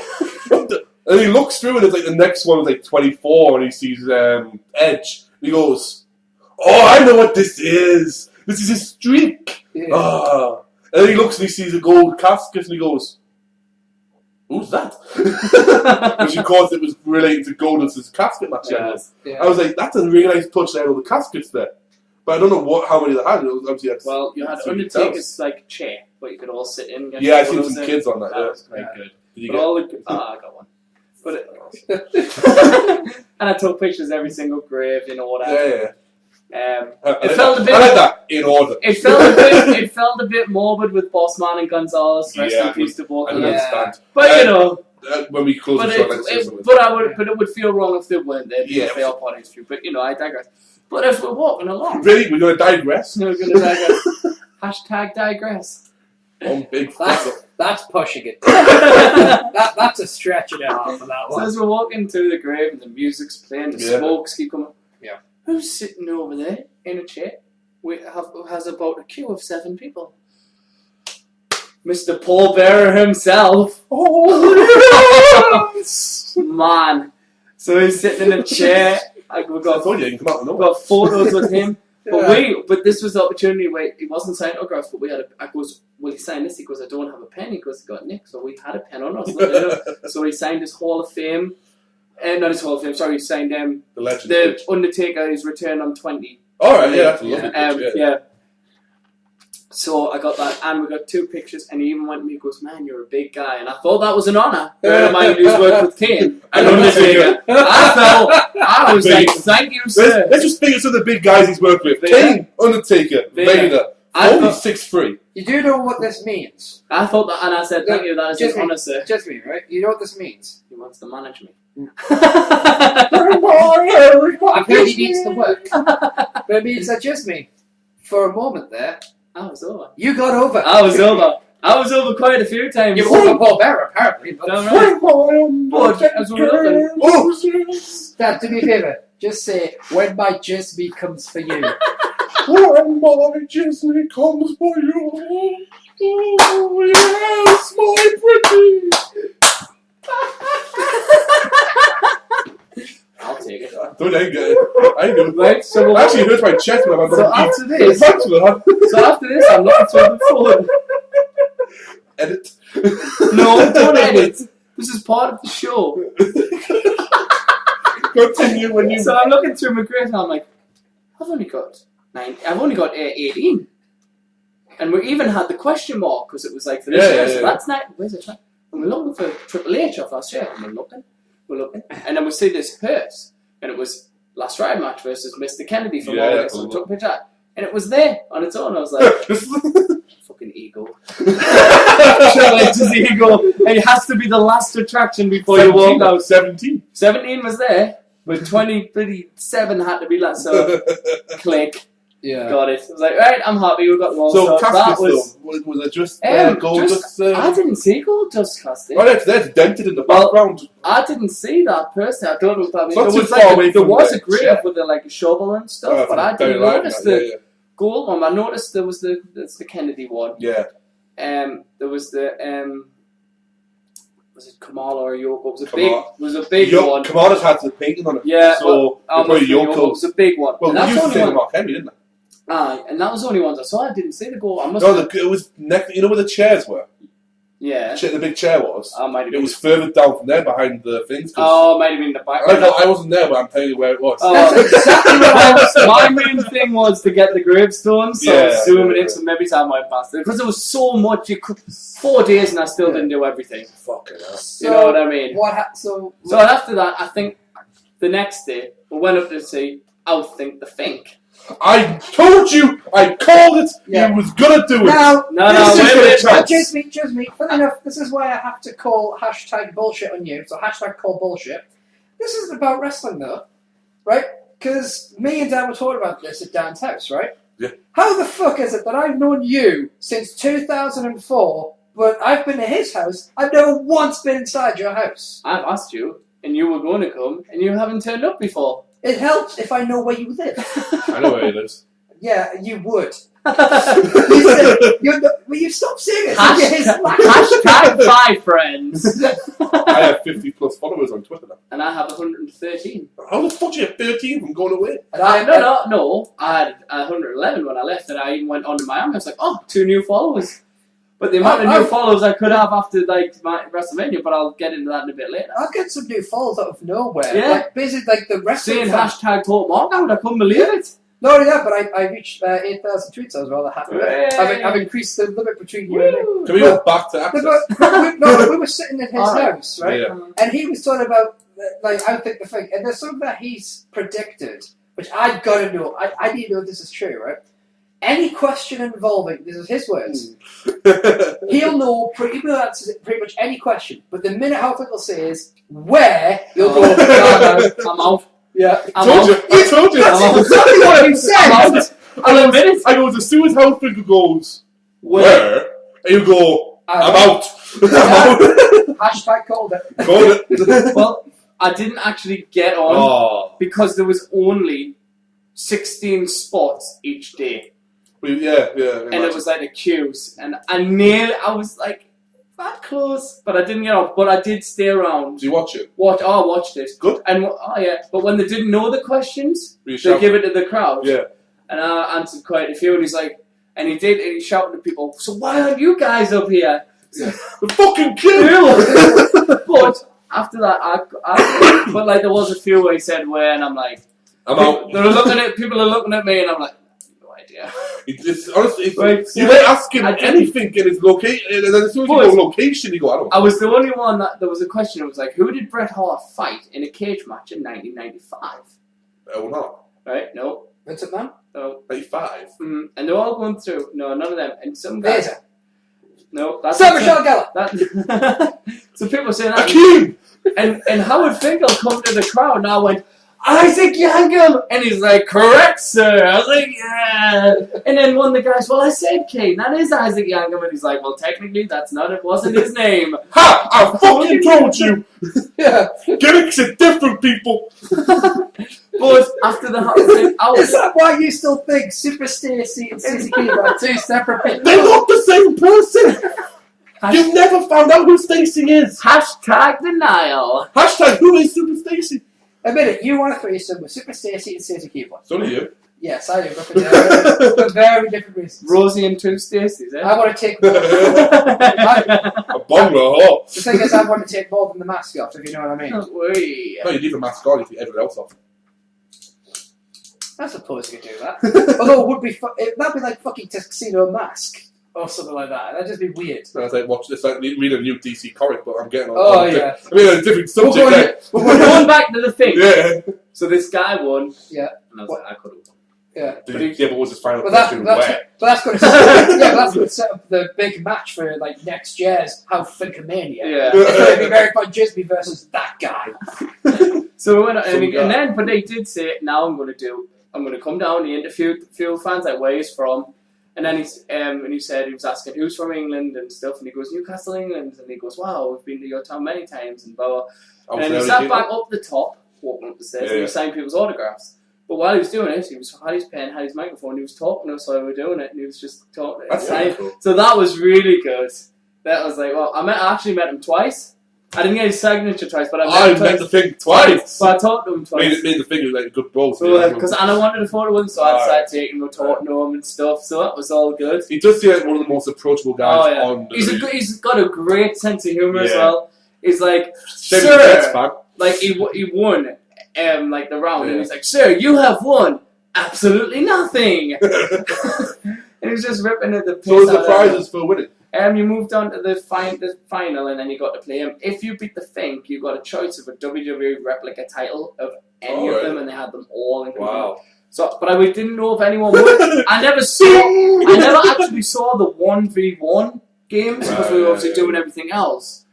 But surely you got someone to just get to the final. No. Wow. I'm going to need $4,000 and the entire encyclopedia of WWE. Yeah. Give me $4,000 in 2 years, and we'll go. We are debating about doing the Rumble in Although, to be fair, if I've got $4,000, the thing is, if I've got $4,000, I can probably just buy a bunch of replica belts. Yeah, no. It's not the same as winning it. Bullshit! The $1 Million Man bought the $1 Million Championship. Yeah, but you don't get to say, I bought this. You don't get to say, yeah, I outthink the Fink for this. Yeah, but nobody would know. I would. Exactly. All my friends aren't into wrestling, apart from you guys in Crackit. But we know and we tell the world. That's the world, because the world listens to hashtag Bearing in mind, I was watching WrestleMania, my last was watching fucking ponies! We're not talking about ponies again. Anyway. I'm absolutely mixing the days up now, fine. Whatever. But what else did I do with Access? Let's go through who you've met. Well, I said... you mentioned, obviously, Hawkins Rex or them. Who else? Rosa Mendez. Sonny, Lita. Gerald Briscoe and Jimmy Snuka double signing now. That was an awesome That's a head fuck of a sign. We just walked in and I went, Jimmy Briscoe, Jimmy Snuka, small queue. We're in. Really small queue? Really small queue. Right? Went in, talked to Jerry Briscoe, right? He goes, you're an awesome hardcore champion. He's like, thank you. Goes away from England, and he thanked us coming from all the way from England. Well, that's what Jerry Briscoe. Did you ask him if he had a replica? No. I said he was an awesome hardcore. Did you ask him a question? Or? No, I just said awesome hardcore champion. I really respect you. I said I went to old school Eastern Championship Wrestling. I said, "Are you awesome?" And I goes, "You to me, sir, are the first ECW champion." And he laughed and he loved it. And we did the Superfly and got a picture, and that was mint. See, Access just seems so much better than when we waited for 6 hours to see one person. Yes. Even the queue crack was awesome. Like, even when I was on my own, and I thought, I got told to this Texas family, and they were brilliant, cracking. I have to admit, when I was in America, they were all so friendly. Thank you, Miami. You were all friendly. Yeah, when I went to America, I didn't get shot. There was a lot of friendly people. I mean, do you know the people who really pissed me off when I was in America? Shop workers, people who work in stores, because they have I've worked this all out. You know the whole have a nice day thing? That's bollocks. That's to cover up the bullshit they thought you performed. When I was walking around, I remember once I bumped into this this couple. Like they're obviously like a new couple, very happy in love. God love yous. You don't listen to the show, but in off chance you do. They're just like, excuse me, do you know where this something is? I went, oh, I'm sorry, I'm not from around here. And they went, oh, are you from England? I was like, wow. First of all, thank you for not saying I'm from Australia or Wales. I got that. Australia. With your accent. Yeah. And then they were just like, oh no, we've been to England before. Let me guess. Are you from like middle England? But no, I'm from the north. And because we've been in the south. I'm like, oh, so what's your opinion? The south sucks. Good on you. You're from London with your cups of tea. They were just taking the piss. No, they were dead. Any American that asks me, do you drink tea? I get to punch the bollocks. No, all joke. They were just. My answer is yes. We're having a bit banter with each other. I would have won.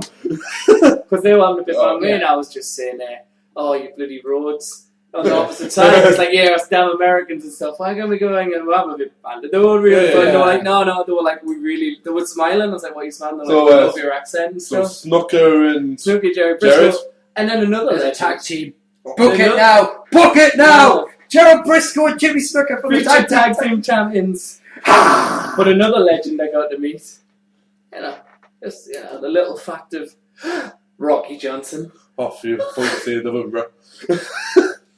For Rocky Johnson, Soul Man Rocky Johnson. Was like, so you got to see Rocky Johnson. Woo! Did he speak, or was he too busy sucking on the wine? No, he was speaking. I shook his hand. I was like, it's an honour to be said. I really hope your son wins tomorrow. He's like, thank you.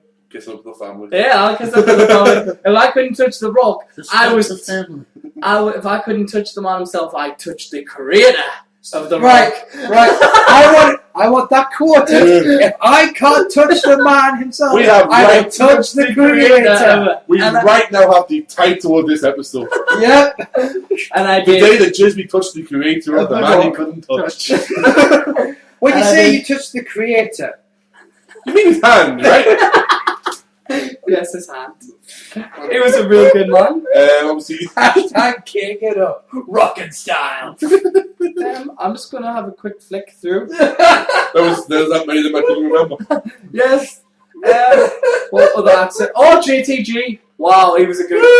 No, see, he's all like that, but I'm a big fan of JTG. To be honest with you, I would love to be him just so he can go, what the fuck are you saying, boy? Oh yeah, but this is the part of the show where he's showing us photographs. Me and Jimmy Snooker. Why are you doing I'm just going to continue talking. Because my little finger doesn't work on that hand, as you well know. You know, it kind of bends in. You know how he's supposed to do that? Yeah. He's going to the edge. My little finger doesn't stretch, so I couldn't get it fully out. But, I was with Jimmy Snooker, Jerry Briscoe.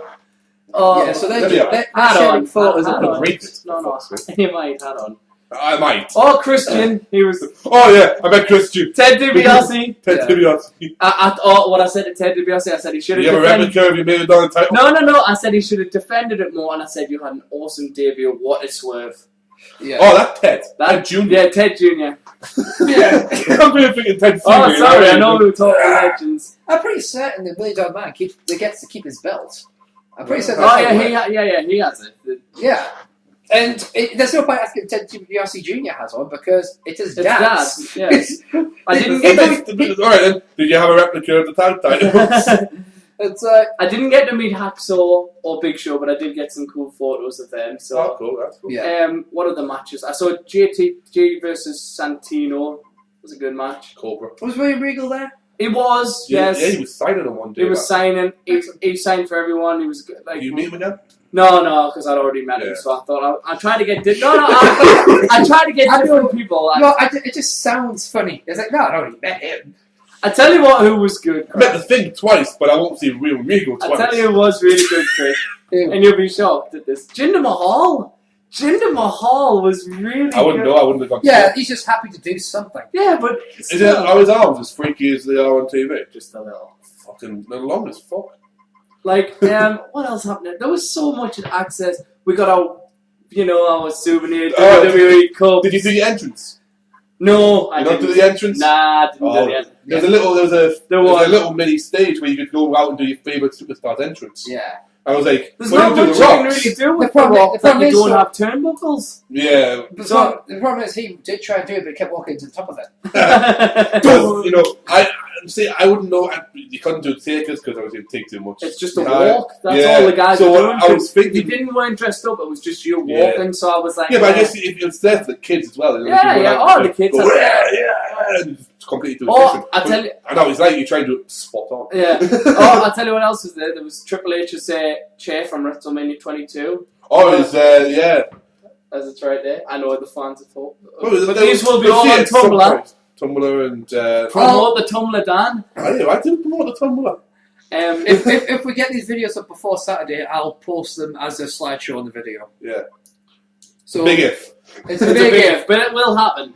At the end of the day, One if day. not, there'll be a slideshow of the next episode. Yeah. So either way, the fans are going to get to Oh, a see separate these. one with a piece of music over the top.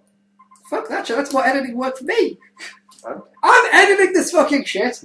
He is like. Exactly. See? I'll give him that. Thank you. Oh, there was Jimmy's Heart gear and. Oh, the megaphones Okay, are there, can weren't I just point out? You said Jimmy's heart. I know. That scared that the was- shit out of me. Oh, I have the most random story. This was not at Access, this is not at the Superstore, and this is the most Okay. unbelievable thing. Okay. Right? they? We're going to downtown Miami, we're going around Bayside, just the marketplace. Yeah. I go in Subway. I'm just waiting in the queue, waiting for, my veggie patty. Yeah. Who comes in the side door? I look, I have to look twice. None other than Charles Robinson and Chad Patton. I'm like, hello, sir. You actually go and say Right, hello. And so we got talking. I goes, we couldn't bother you for a picture each, could have just for nobody even got. It goes, no problem. So we got all pictures of them outside the Subway. Got talking to them in the Subway. I goes, do you just want to go first? No. Because where you from? Newcastle. They were like, wow, talking away. I was like, are you doing Access? They were like, no, we refs aren't allowed to do that because we're not even allowed mentioned on TV. And I goes, yeah, they changed the rules. And I goes, what? I goes, Brian. They were like, because we're getting more cheers. So we're companies down. well, at one point we were chanting for the referees. I even went one more and I said, what Mania matches have you got? And they actually told me.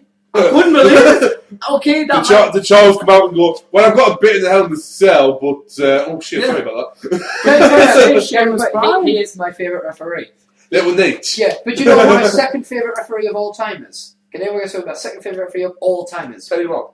No, not Teddy Long. Couldn't stand him as a Jimmy ref. Corderas. No. He Nick actually Patrick. No, he actually had, Dangerous Danny Davis. he actually had a storyline at one point Jack on WWE.com. He had his own little Jim show. White. Jimmy White. Tim White. Tim White. Tim White, my second Right. favourite referee of all time. Oh, wow. I just love him. The suicide gimmick. Yes, Right. that was fucking hilarious. Right? Also, Because Josh Madden's going to understand. yes, that was. See, I found that funny as well. Nobody else did. Yeah, because he got took off because people really thought he was going to kill himself. And he took a bit more than 57 paracetamol. Hashtag complications. Hashtag inside joke. Right. Yes. So wow, that's great. Right. Have you But, just? no, wait, there's more. So while I'm waiting, Yeah. and so I missed this myself, but who else was walking around the same port who I didn't get a photo with, but guaranteed it? Have a shout None other than Jimmy Hart. So I missed that. So he didn't get to it. They got pictures of him, the same school guy. So we did all that, went back to the hotel, and we were waiting for our taxi. I'm waiting for the taxi, and Charles Robinson, Charles Hart, and you know me, being me, are you following us? And who's behind them? Jack Dawn. Straight away, Jackie should have been hardcore champion. He's like, we're working on it to get that back. So Jack Dawn, he was with his wife, and I honestly just couldn't believe it. And I just went, wow, 4 refs together. You know what? I honestly, and I'm not joking, what I want to honestly happen is to one day, right? You know, maybe you're at a live tour show, and then a referee comes out and he's like, you at the Access stuff here, and he just goes, you know what, you're such a nice guy, come on, this is the back. And basically, long story, I want you to become a friend of a referee. And Well, just because then you can say, well, actually, I'm refereeing in Indies. And then the start of your WWE career. Plus, we can get the rub. Dan, Yeah. I want this hat for SmackDown. Just the way. Because I want to see if they're there, and I'll be like, Subway! Damn right. I'll be chatting Subway, because I have front row. Yeah, I know. So when the refs come in, I will be I saying, know my ticket, yeah. Miami Subway! And see if they remember. Yeah, well, the thing is, Total Markout, we're planning on doing a special episode called Day in the Life of a Mark, where we're all going to go see a SmackDown show, live tour show. We all see what we do, like meeting up and all that jazz. We might even include a bit of me, like backstage recording a show and me editing it and me cursing you two for rambling, then cursing me for rambling twice as long. That's usually what happens to editing. I usually edit it and I'm like, fucking twats, keep going. It's like a 2-hour show. And then it's like, fuck, an hour 45 minutes is me crying and screaming at Djismie for being a twat. So anything else? We've gone through access. I'm just trying to think. This is 4 days worth of stuff and Djismie's describing it. That's briefly. It is. I'm trying to think. Like, was there any big autographs that you got that you were like, you waited in queue for hours and you're like, I'm happy I waited. I was happy with Lita, but it wasn't an hour. It was about half hour. But obviously the bigger ones were there. Kane, but we met him, and that queue was huge. The rest of them were on VIPs, so it didn't have the show was VIP. Was it? Sheamus VIP. Yeah, that was the thing that pissed me off when I was looking at the Jericho, Michaels. A lot of them, the ones that were VIP, were ones that you know would have got queues galore because. But it was like, no, we're going to make a little bit extra money because... And you were you can't really blame them, though, because at the end of the day, it's like, people will pay money for it. But still, it's not the idea of access. Access is access, you have to everything. Yeah, but you think about how long the queues are going to be. And it's only this year. It's only this year they brought in the VIP. Yeah, but think about it, right? With some people not being able to go that people will look at the other superstars who are available, so they're going to get more... I guess it also opens up the rest of the events as well. But my favourite is the fact that this guy marked up for the referees, and you know what? That's the way it should be. And I have to say, they said, do you get recognised? There's other guy in the queue because do you just get recognised? And we're like, no, only the real fans know who we are. I was like, I'm a real fan to them. Yeah, we're over. So, I was over with Robinson. So Access went through. Yeah. Right, so Access, and obviously we've done Mania. So Hall of Fame. Hall of Fame, wow. All suited up to the hills. Suited and booted, had to have the part. Suited, booted, straightened and trimmed. Right, so we got in. All of obviously superstars and legends who were waiting. They're all sitting. Yeah, there's the section in front of you. Right? No, we mixed the seats up. It wasn't. We were elevated, but rather than being behind them, we were to the side of them. But we're still just there. So you're just right next to we're still just there. Right, yeah. So Edge has you on camera. So I made a mistake on the tickets. Okay, I don't. But I still might. It happens. Because I won 2 shows. So Edge probably has you on camera then. Yeah, probably. They probably go. I remember that guy. He kind of looks a bit like me. Well, I used to. So obviously, who was the? I'm trying to. So obviously the Hall of Fame, you had Mil Maracas. Yeah. Which was obviously who was inducted by Alberto Del Rio. Who? I mean. What was JBL after he started off with inducted Ron Simmons. Well, there's one question I want to ask you because it was reported that we'd actually seen announcements on like WWE.com and all that. There was a notice going out to anyone attending that they were to not chant during a speech. They were to chant before and after, but not during a person's chant. And when I watched the highlights, nobody fucking paid attention to that rule. So was it anything like that? Like no, there was nothing really being told. We personally. Obviously, they had a red carpet thing for the superstars. Yeah. So I'm guessing you all went from the side doors. Yeah. Obviously. I wasn't sure if they was just like they let you all in first and then the superstars. I think I should be a superstar, but I'm not there yet. I wasn't sure they just let you all in then. They they let us in and then they all come in for their entrances. Yeah. So I mean, I've heard Sheik. I had Sheik on Twitter. He said Ron Simmons and JBL had the second best speech. Edge had the first. I am Sheik, but that's later. So we got Rikishi and Usos for Yoko, Alberto for Mel, Mascaras, JBL for Ron Simmons. That whole speech was awesome from them too. Christian and Edge. And DX did Tyson. Dusty. Then the American Dream, Dusty Rhodes. Now that was he did the Four Horsemen. That must have been cut to bits because that was like a minute or off. Ric Flair cried again. He almost got through it. He did this with his 2 rings. That was a nice touch. And I was like, yeah, you'll be defending that in TNA soon. Hopefully. We don't talk about We don't talk about them on this show. I broke the golden rule. I do apologise. I generally forgot. I was built up in the moment. I'm sorry. As we all know, Ric Flair is exception to the rule because Ric Flair is Ric Flair. You can edit it out if you wish. Nope. Woo! Woo! So that was all good. You know, you can't really. You were sitting listening speak. Do you know what I mean? There wasn't really major things happening. But was it? They all come out. Was the ones that you particularly enjoyed? I enjoyed the Christian and JBL ones, introductions, and the Four Horsemen. But like I say, the mic was a bit echoey. Yeah. So like with Mil Mascaras and Tyson, you couldn't really understand them. You could just about understand no rappers on the highlights we see. As for Tyson, it's like anything. It's anything with Mike Tyson. You know, I'm a chicken here. I'm gonna knock your ass out.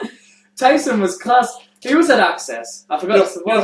I wanted to be a wrestler, but I went in jail. One quick Edge made reference to the Hogan sex tape. Now that was funny because he goes, that didn't make it on the TV. All right, well he could not. He does sit because he was on about live sex because he's on about live sex celebration. He was like, and Hogan was my tag team partner, and he goes, too soon. What was fun that you made that joke with Lita there. Lita there, and obviously Vicky Guerrero, we mentioned here, storyline wise, actual formats, and made that, So, Lita sitting next to CM Punk, which I was just going, well done.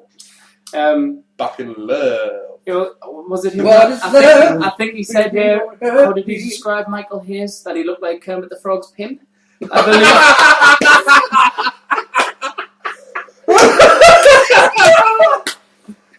Michael Hayes getting chopped down at one fucking block at a time. Hey, Hayes, have you got any more work for me? No, baby. Just go back on. Okay, I'll work on the street corner. You do that, baby, you do that. I have to say, Tyson was at Access. Another one, just a quick one. The first one with the fan, the picture was posing going to bite the ear off. I love it.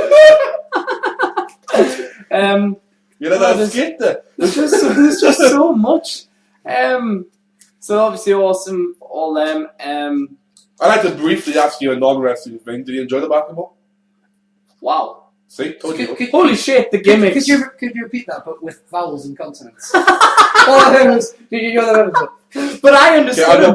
We've known each other for a long time. I understand, Dan. I've had to try, whilst you've been away, I've had to try and learn his language. It's hard. You did alright. Yeah, I did alright. Wait, if you're ever with him when he's had a drink. I sound like Rocky Balboa. Good luck. No. I can. He's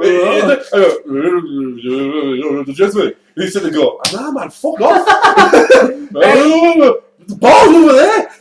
But anyway, after all this and they all come up and all clap and I was hoping for an edge. The fourth. But some of them were going away and Triple H showed Mike was no, get back on stage.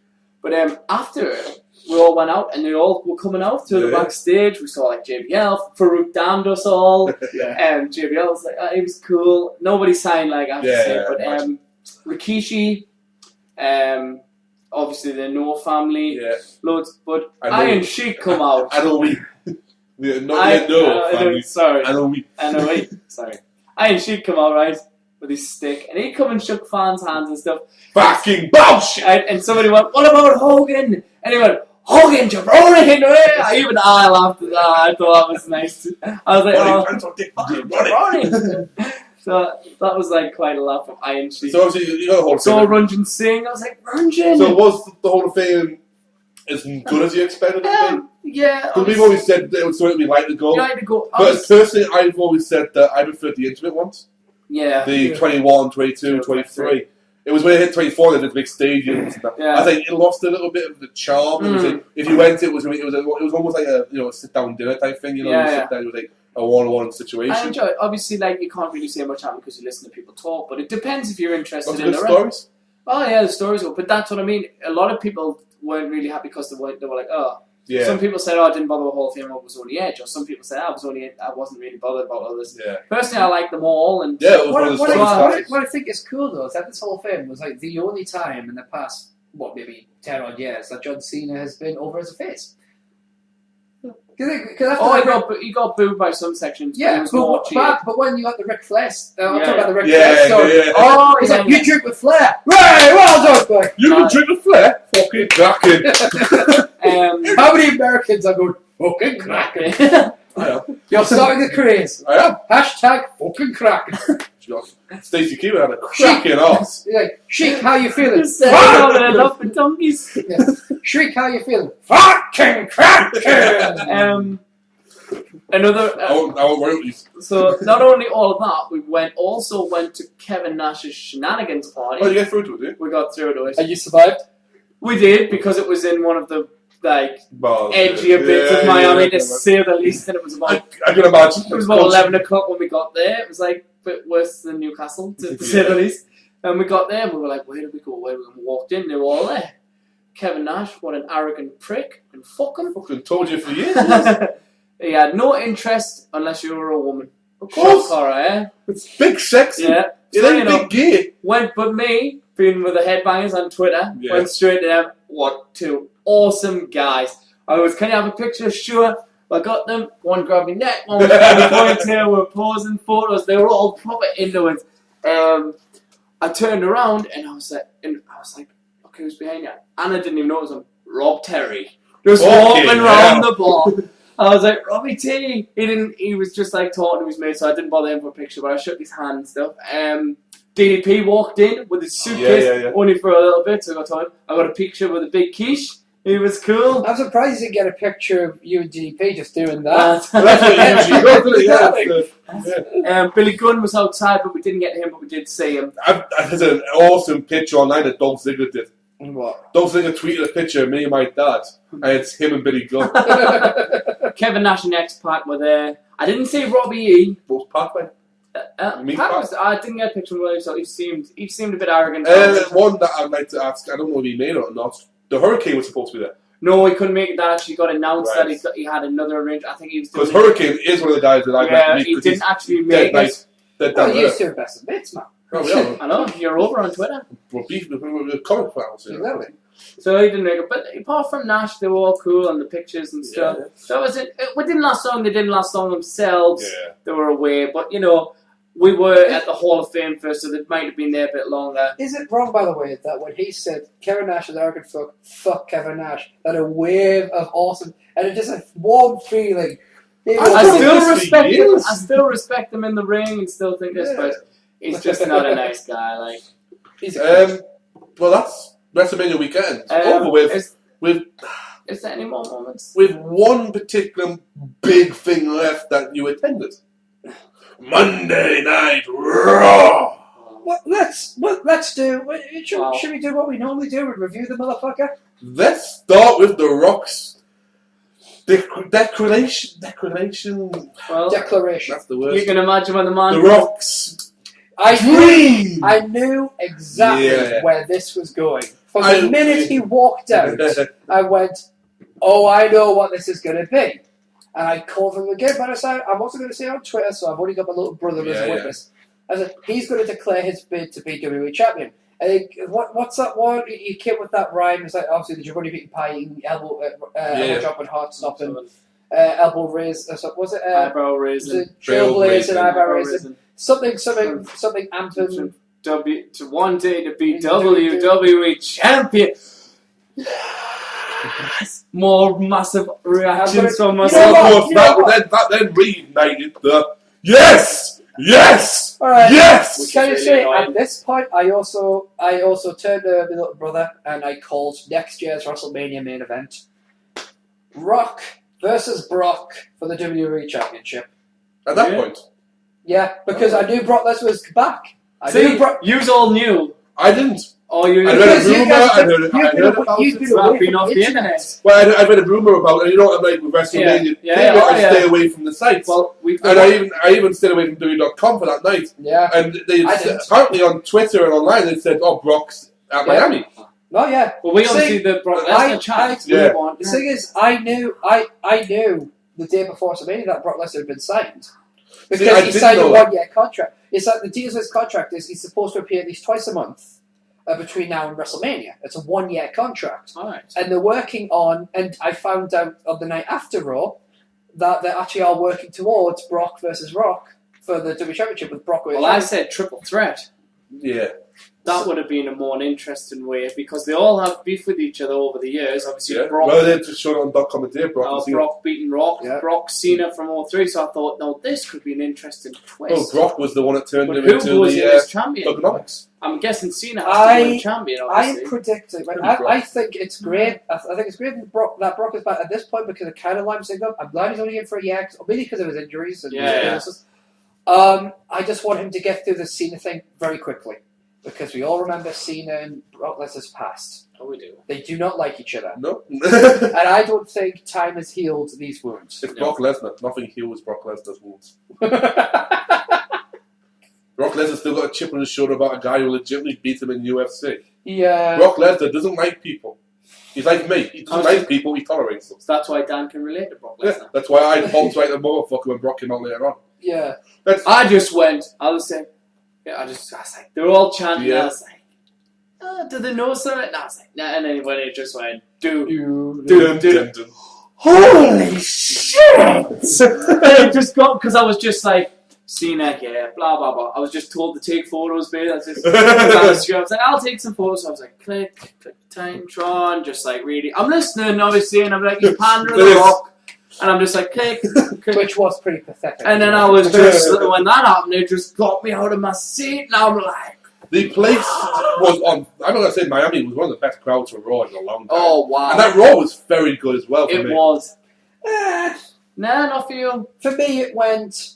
Yeah, The only thing that annoyed me, I was happy to see Brock, but I wanted to see Rock again. Well, So I was like, where's Rock? as I've started the spiral into madness, I'll try to make it atone for my sins and get us back on track. My apologies for that. So The Rock comes out and he says, "It was a great night, thanks guys, and I'll be WWE champion." He See holds you the chip how with it the goes. hug fan. Yeah, and he hooked these the. That should have been me. Yes, Jismie. And I should have been the one that caught the armband at me. Personally, I thought the whole Laurinaitis thing was terrible. Oh, yay! And so, like, you know, and even CM Punk's, we all think you're a toolbox. I'm thinking, That got a massive reaction. yeah, it's like toolbox. Is it a big thing in America being a toolbox? A tool is a big Yeah, a tool. Yeah, but it's like you're a toolbox. I'm guessing you're a box full of tools.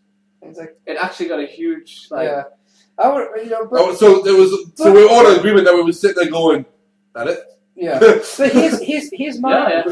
here's my question. Say on right? Punk, but don't say on Punk. What's- We're still no what- bias what- towards it. The only difference that we're going to see is less tag team matches on SmackDown. Well, hey, he said he's going to keep thinking exactly how the word just they'll be more fair, which means more tag team matches on SmackDown. Even though he said SmackDown was going to be like brand new, awesome. Yeah, we'll see what happens on Friday. You know, honestly, We nearly went to SmackDown. But Yeah. we were too I would have laughed. I honestly would have laughed my tits off if Triple H had come down and Raw and said, "Oh, by the way, you know that match out of Mania? Well done, you won, but you're fired." It's just like, But you said that on Saturday when We you did. were around that it should happen. You said that last Yeah. episode as well. yeah, basically, but my plan was to have Team Long win. You said whoever won. Because here's the thing, right? Team Long wins, right? And then Laurinaitis goes, "Well, I'm still the executive." It's like, "I'm still the executive vice president of talent relations, so you're fired." And seeing as I still want to run SmackDown, I might as well do it. You know, so it's like, oh, he gets to run SmackDown, abusing his power, furthering his storyline. But no, that would be, you know, storyline. We couldn't have that. No, let's stick to this bullshit. And Let's drag this fucker out for another year. yeah, it's just like, okay. When do you end? When do you think Survivor Series? Johnny's going to finally get this coming up? Yeah, because it'll be a traditional A team Survivor thing, Series match. But Possibly. Let's I move don't on. know. I I'm think trying- it could I'm be trying- more from this character yet. I'm trying to think of what matches. Obviously, I'd like to mention more Tensai. Yes! yes, Lord Tensai. Attitude And obviously, was- you didn't hear it. They didn't say he was A-Train or Albert. They did a really cool thing we just Yes. were talking about before. Is they said he's a former WWE star Alright. who went to Japan and dominated the Japanese scene, which he did. He was a tag team champion many Yeah. times. And And he absorbed the Japanese culture in With Tom itself. yeah, Well, and I can't remember, a young Yeah, Japanese lad as well. I can't remember his name right I'm now. neither gonna, but I know who you're on about. Tenarachi Sorry, or yeah. something. I think Sakamoto is the guy who came up with. I think, yeah, I who's the manager? Sakamoto. Right. Who's So actually, we who's did- actually an FCW superstar. When he comes out and they said that, and I saw obviously he got a big reveal and all that. You got another shout out at Raw. Did I?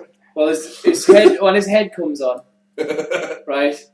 I was like, because I'm upset, that's Albert. I goes, if it's not, there's only 2 people with a head like that. One's Albert and the other's Dan.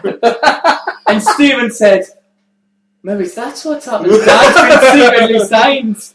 I've been working for the last year in Japan. I changed my chest tattoo. I was like, so when he called, I was like, Albert! You know what my favourite chant was during that match? Hey, Trent. Hey, No. Trent.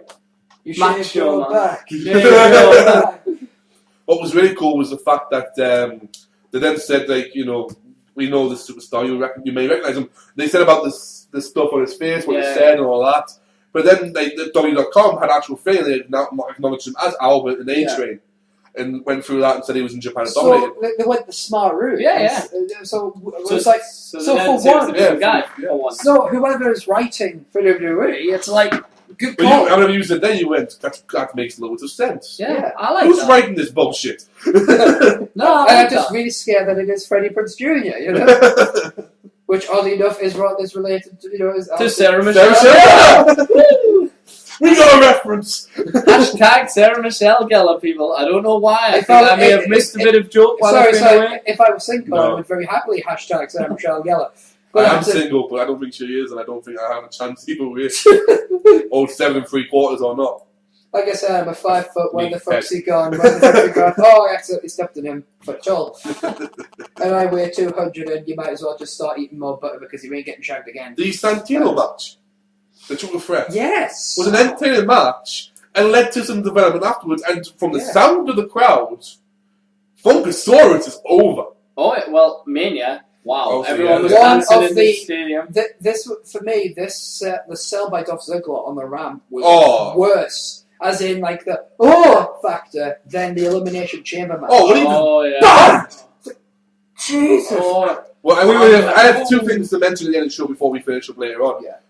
And Dolph Ziggler does come into that in a little way, so I'll talk about that later on. Okay, but that triple match, I seriously thought, yeah, it's going to be a screw job. So, and then when I didn't notice it was a triple threat. So when it came out, I was like, hang on, they're going to cost each other the match. It was pretty good. But when Jack Swagger pushed off Ziggler, the amount of boos I heard, so it's like, Oh, Ziggler's over there. What? yeah. So it's kind of like, oh, the Ziggler chance was all around. Oh, Yeah. hashtag heel is all over. yeah. Let's go Ziggler. But that was a good match. Heel was wear pink. Although I have to point out that if I haven't missed that budgie. If I'm talking to my lass on like Yahoo voice chat whilst I'm watching Raw, every time Vic Guerrero comes out, I have to mute the call. Yeah.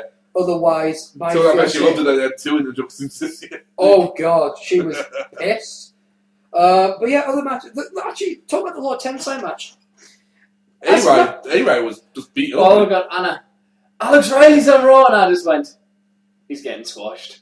And I honestly thought- called the Tensai match like, Yeah. I made a false call as I well. actually didn't call the Tensai. I didn't know what was going on because I didn't expect him to debut there because they had 2 weeks build up, or 3, but they haven't said he was coming soon or whatever. They just said, but it's usually after Mania. That's what we've said. Who's going to make the? Yeah, We all said who's going to make the debut or return. Well, we got both. "Got 2, didn't We you?" got 2. Well, you know what I mean? The thing As you go say to me, if it thing doesn't, is, everything just comes to me. I made a Fucking false call. I was really Oh, upset yeah. when this didn't happen. I thought we were going to see a Poison Mist. Because I saw Well, the thing yeah. and I was like, Poison Mist! Poison! Oh. Well, apparently what it's supposed to be is it's supposed. They said it was some sort of acid on the hands.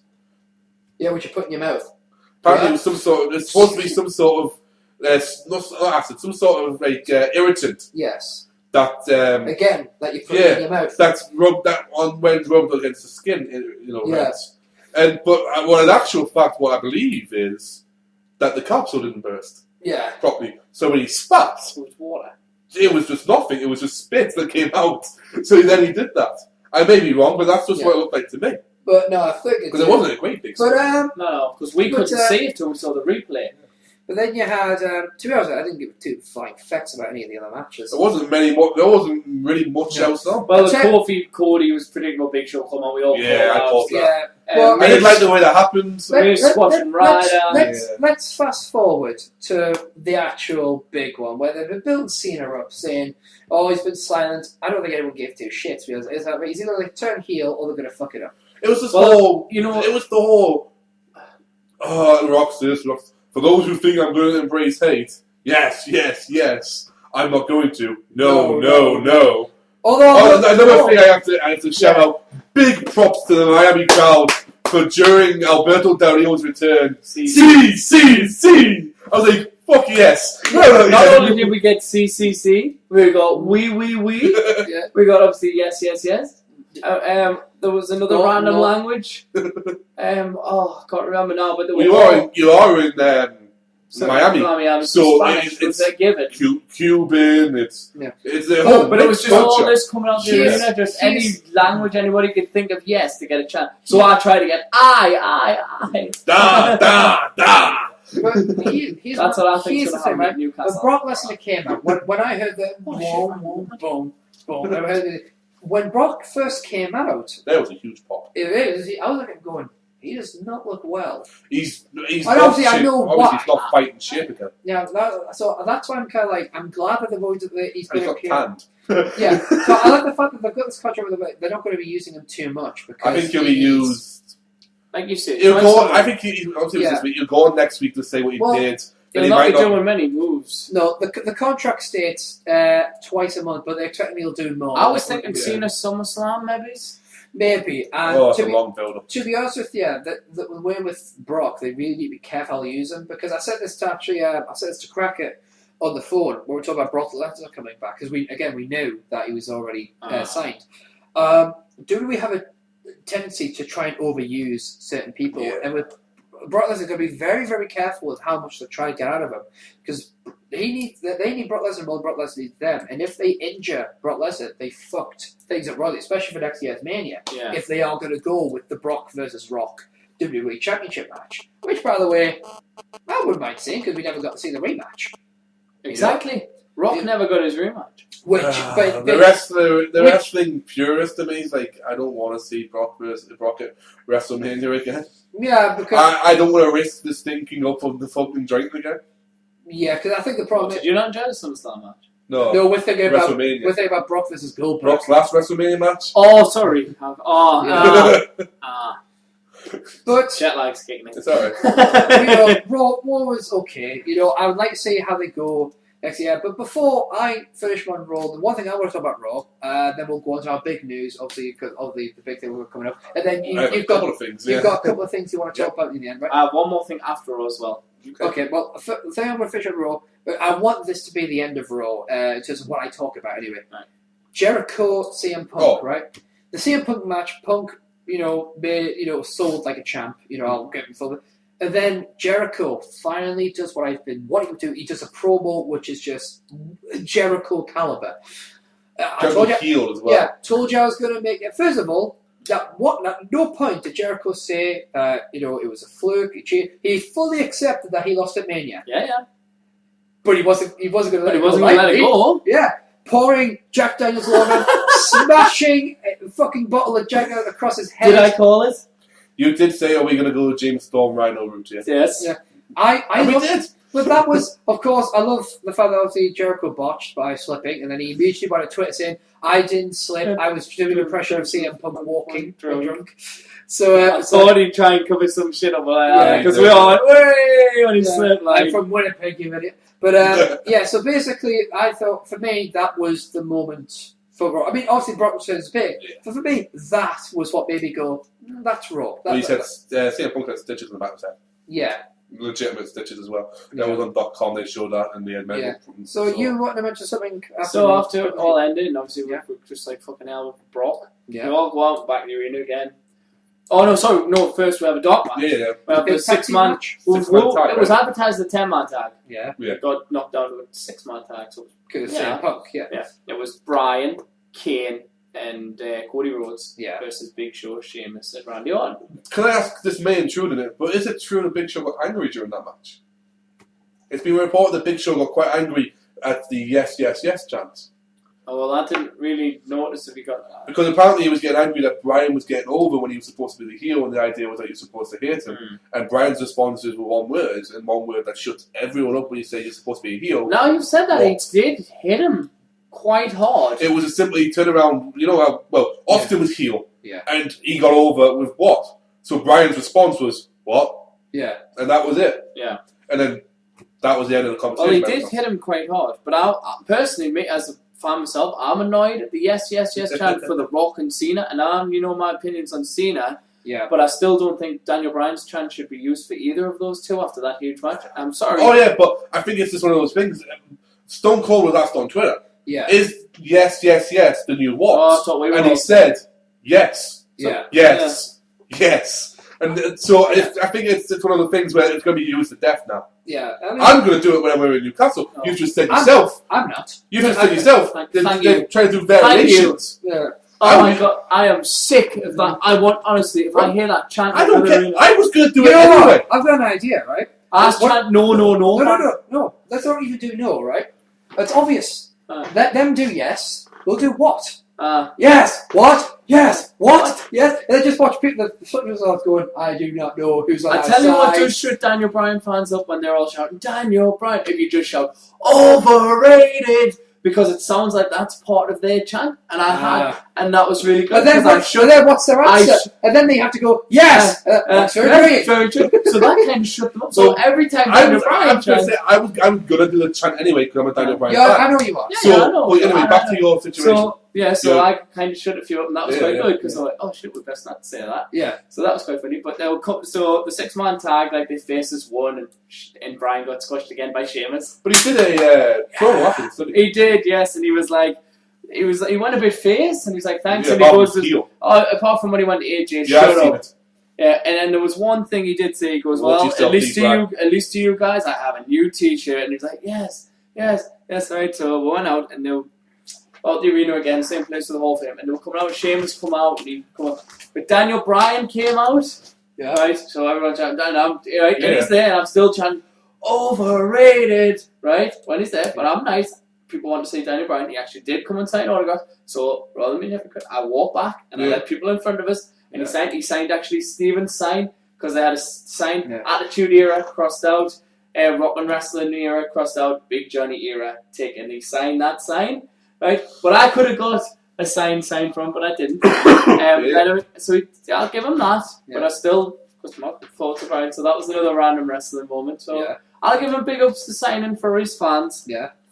And he walked off, and he's one thing I didn't get, how over he is. Like, so bad, like, there is just everybody in that. I'm looking around WrestleMania, I'm looking around the Raw, and everybody nearly is chanting for him. It's because he got screwed. I don't think it's just that, because he was getting cheered before he came out, before the match. Yeah, but I think what it is the fact that, particularly in Florida, you get a lot of Ring of Honor down there. Well, yeah. So he's got to have a fan base anyway. Can you believe I walked away from Daniel Bryan's autograph? Yeah.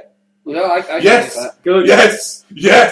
So right, I'm gonna move over to Dex. There's a couple of things you want to talk about. Yeah. All right. Yeah. Go on, continue. And that was my WrestleMania week. Your iPad's on you. Yeah, no. All right. So there's a couple of things that Dan wants to talk about. I appreciate this episode's obviously gone on for over 2 hours, but this is a special post WrestleMania episode. Future episodes will be kept to a somewhat of a limit. Yeah. Right. Let's. Yes. We'll start with our big one. The hashtag Total Markout Fantasy Wrestling game. Yes. Or league, depending what you want. Yeah. Will be starting, hopefully, yeah, in the next couple of weeks. Yes. We just need to work out a draft system, which we'll talk about. Yeah. We have a draft system in place, we just need a way of actually physically doing it. Yeah. However, if you do want to play a game, yeah, or you want to be a part of a league, we'll set up many different leagues so you can do your own ones with a group of people, maybe 5 to 10 people in a league. Mm-hmm. It's WWE only now. Yep. For the simple reason that we are not mentioning the shitty Florida company until they apologise or do something for the Lord Cat. Is it a group? Mafia? Yeah. Basically, bad. Long story short, fuck TNA. There you go. So, I have an updated top 20 of the rankings. This is the final rankings for your draft. Yes. If you let us know via Tumblr, via Facebook, via Twitter, if you want to be a part of it, we'll set it up and we'll set up a draft day for you and we'll try and sort a way of doing it. It'll either, if you're in the vicinity of Newcastle or Durham or anywhere within the two, will be a live in-person draft. Yep. Or we'll try and do it via Skype or online in some sort of way. So here's the top 20 final rankings that you'll be working from for the draft. Now, bearing in mind that these are based on like statistics, win-losses, all just. So it's not really just because someone's high, it doesn't necessarily mean that we personally like them more. It's just where they fall. It's just how they go. And I know this will be a particular one for Eric, who hasn't seen this list. I haven't. No. So it's new for me as well. Yes. So here we go. So number 1 is CM Punk, who is the current WWE champion. Number 2 is Sheamus, the current World Heavyweight champion. Then Jericho, the new Intercontinental champion Big Show. John Cena, Mark Henry, Wait, Dolph Ziggler. that was a good match. Santino Marella, the current US champion. Yep. Jack Swagger, the All-American American. Daniel Bryan drops from the last time he was ranking at number 2 to number 10. Yes! Yes! Yes! What? Kofi Kingston. It's okay if it's against them. Kane. Okay. Randy Orton. Sorry. Yep. The Funkasaurus Brothers Clay. Hey. Drew Somebody call his McIntyre. Drew McIntyre. Don't call me Avatar. Don't call me Braveheart either. I'm the chosen one. Okay, Tiffany. Boom! Ah, sorry. Too soon? The awesome one, The Miz. David, fuck you, Wade Barrett Otunga. Zach, woo, you know it. Ryder. And He's not joint right, in 19 and 20 is Primo and Epico as the tag champions. Anyone else on the roster is available to choose. They're just not in a ranked spot. Yeah. So you can choose them whenever you want. It's up to your personal opinion. Yes, choose me. I have a question. Yes. Are we picking divas on this too? No. No. Divas are not being picked on this one. Just for the sake of it, really. Divas may be introduced in the next later rounds. Just Yeah. Okay. so to tell people. Now. For your IR, Yeah. I currently have Wade Barrett, Trent Barretta, and Ted DiBiase. This is because these are people that have been taken off TV and have been removed from any action due to a serious injury. Basically, I am injured reserve. Yes. And for a reason you may not realise, you may say, well, why is Brock not on there? Because up until now, Brock's a no-go. We haven't seen Brock fight, and we don't know what Brock's situation will actually be. Yeah. And if you're getting in the 2 game appearances system. a month, Yes. that's still points. Yeah. So basically, the plan is, I believe, with the Total Markout crew are having our own Our separate league. Yeah. a separate league between us three. That'll be good. And maybe the WrestleMania crew. I know. Yes, they're very interested. Yeah, You were going to go I believe the Lone Walker one and potentially Paula Crackett will be interested. Well, if we will arrange a Very meeting, well, that will be a live in-person Yeah. one. So we'll arrange a we can meeting. do that. We go to Wetherspoon or something, and the capital of culture. Yeah. Or maybe that Chinese we went to. oh yeah. That'll be an interesting nice place. Yeah. If we can find the fucker again. I don't exactly. Well, look, I had a memory blank on one fucking day. Anyway, but go. It took us half an hour to get to a Chinese restaurant. I was starving. Oh, My stomach was eating I itself. made him walk a lot. he doesn't like that. Oh yeah, so I found out. Well done. Eric knows. Well But done. anyway, I don't think that's a big thing we had to announce. I have another couple of announcements I'd like to there's say. a couple of things you want to say. Sadly, there's some sad news. Yes. I don't know if you've heard this or not. We lost a wrestler recently. Yes, we did. The legend Chief J Strongbow passed away just the weekend. No, I did not know that. Yeah. Chief J Strong was a former tag team champion Yes. and a former agent / producer in the WWE for many years. Yeah. And was part of Owen Hart used to love the rhythm. He had a hell of a sense of humour, but he was very strong about his beliefs in what should happen in the ring. Yeah. But there's no doubting that he is I think he's a Hall of Famer. Maybe a Hall of Famer. There's no doubt he's a legend. No. And he will be missed, and we wish the best to his family and all that. The last time we saw him was when Stephanie introduced him to the There live you go. crowd a few years ago, Yeah. and he didn't look very well then. But he was some age. But I'm trying to think, how old was he? Do you I know? can't remember. Yeah. 70s, so- 80s? Yeah. Rest in peace to Chief J Of Strongbow. course. Our condolences. Another thing, a happier moment, Yeah. I'd like to announce. Yeah. And I announced this on Twitter just yesterday, Yeah. and I'd like to announce it in front of Erik Van Djismie. You're pregnant. No. You have to get some to be pregnant, and I haven't got some. I've heard Eve's available. I'm available.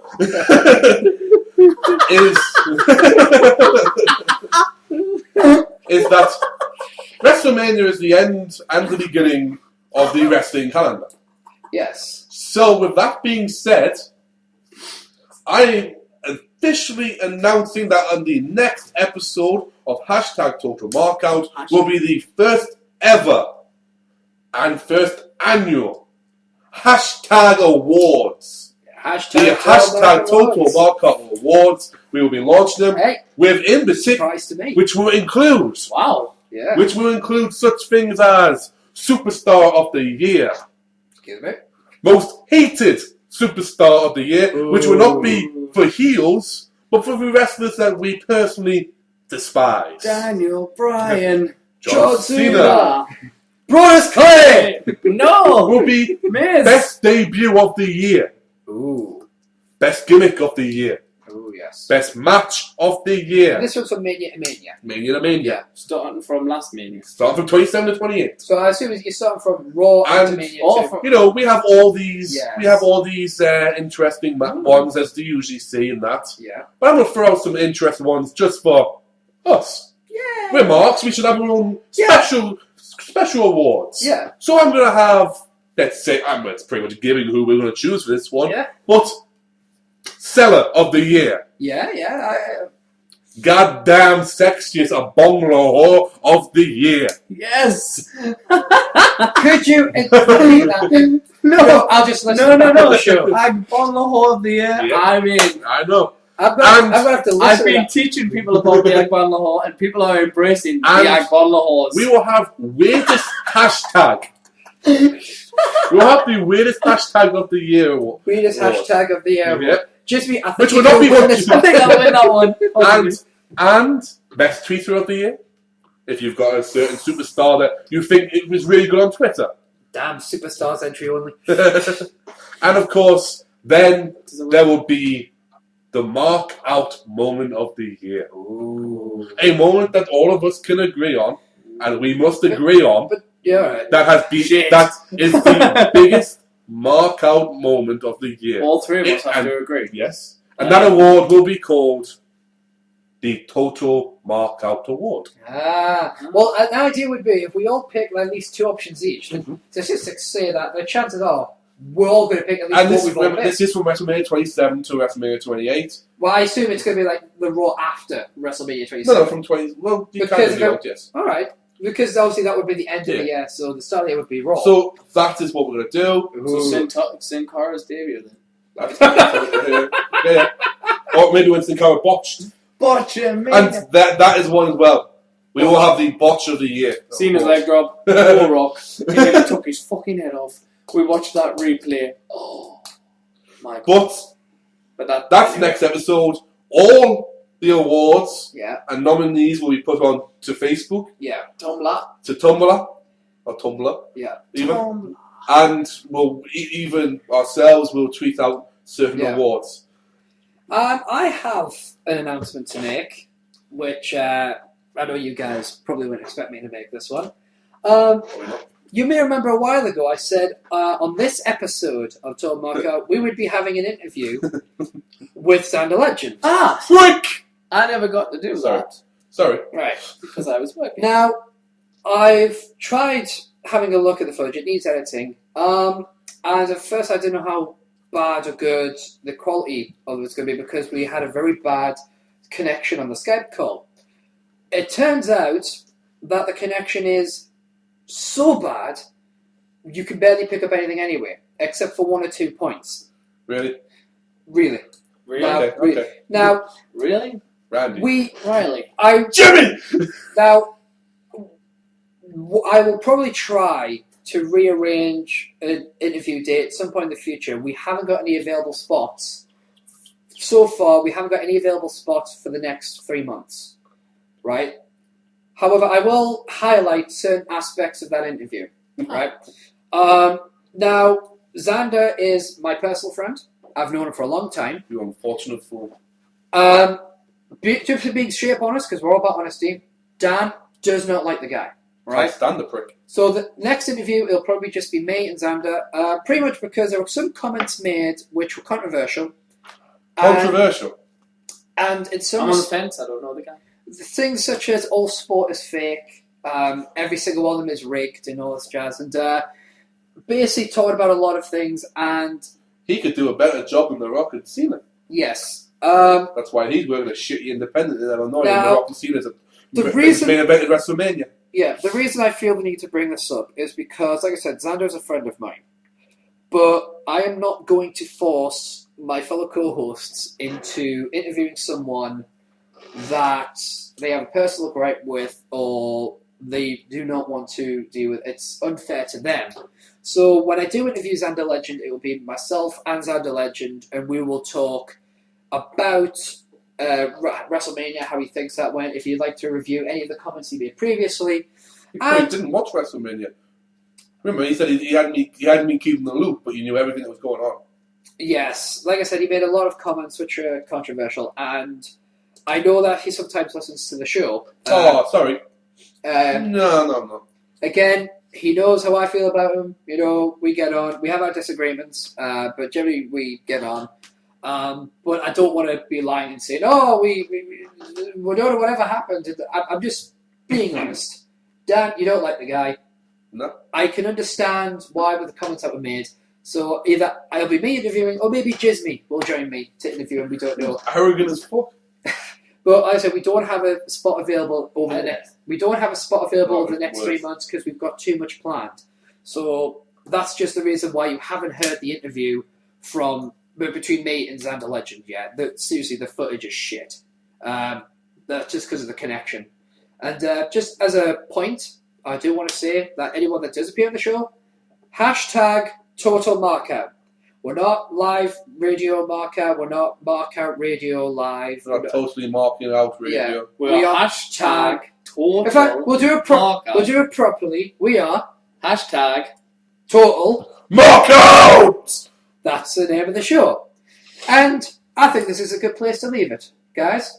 So, what should we talk about now? How about some shameless plugging? You have some shameless plugging? Hell yeah. Alright, how about we start with, let's face it, the main event of today's episode. You can follow Erik Van Djismie on Twitter at Erik, E-R-I-K, Van.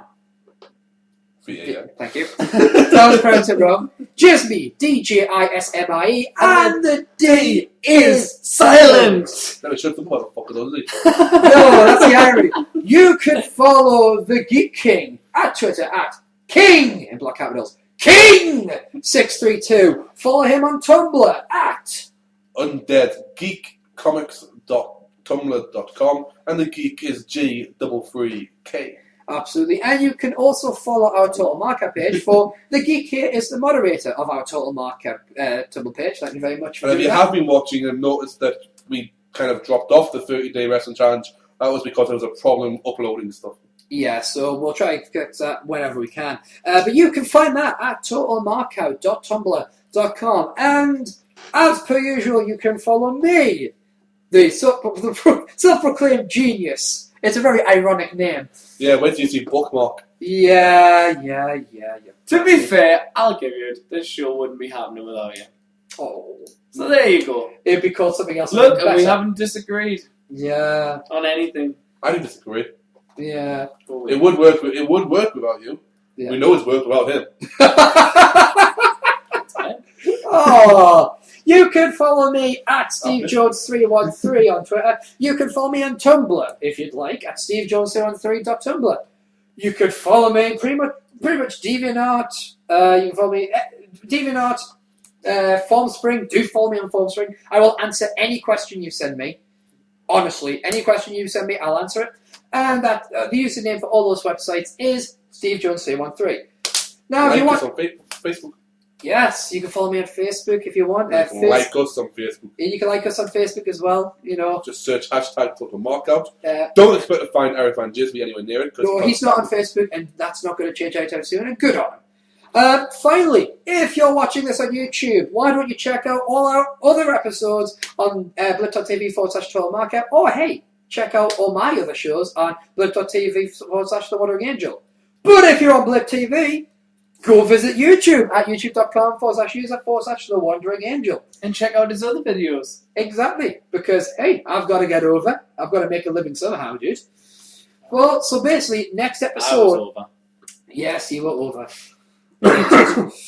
Anyway, next episode will be the Total Markout Awards. It will also be the debut of the hashtag Total Markout Fantasy Wrestling League, where you will see us make our draft picks and hate each other for fucking life.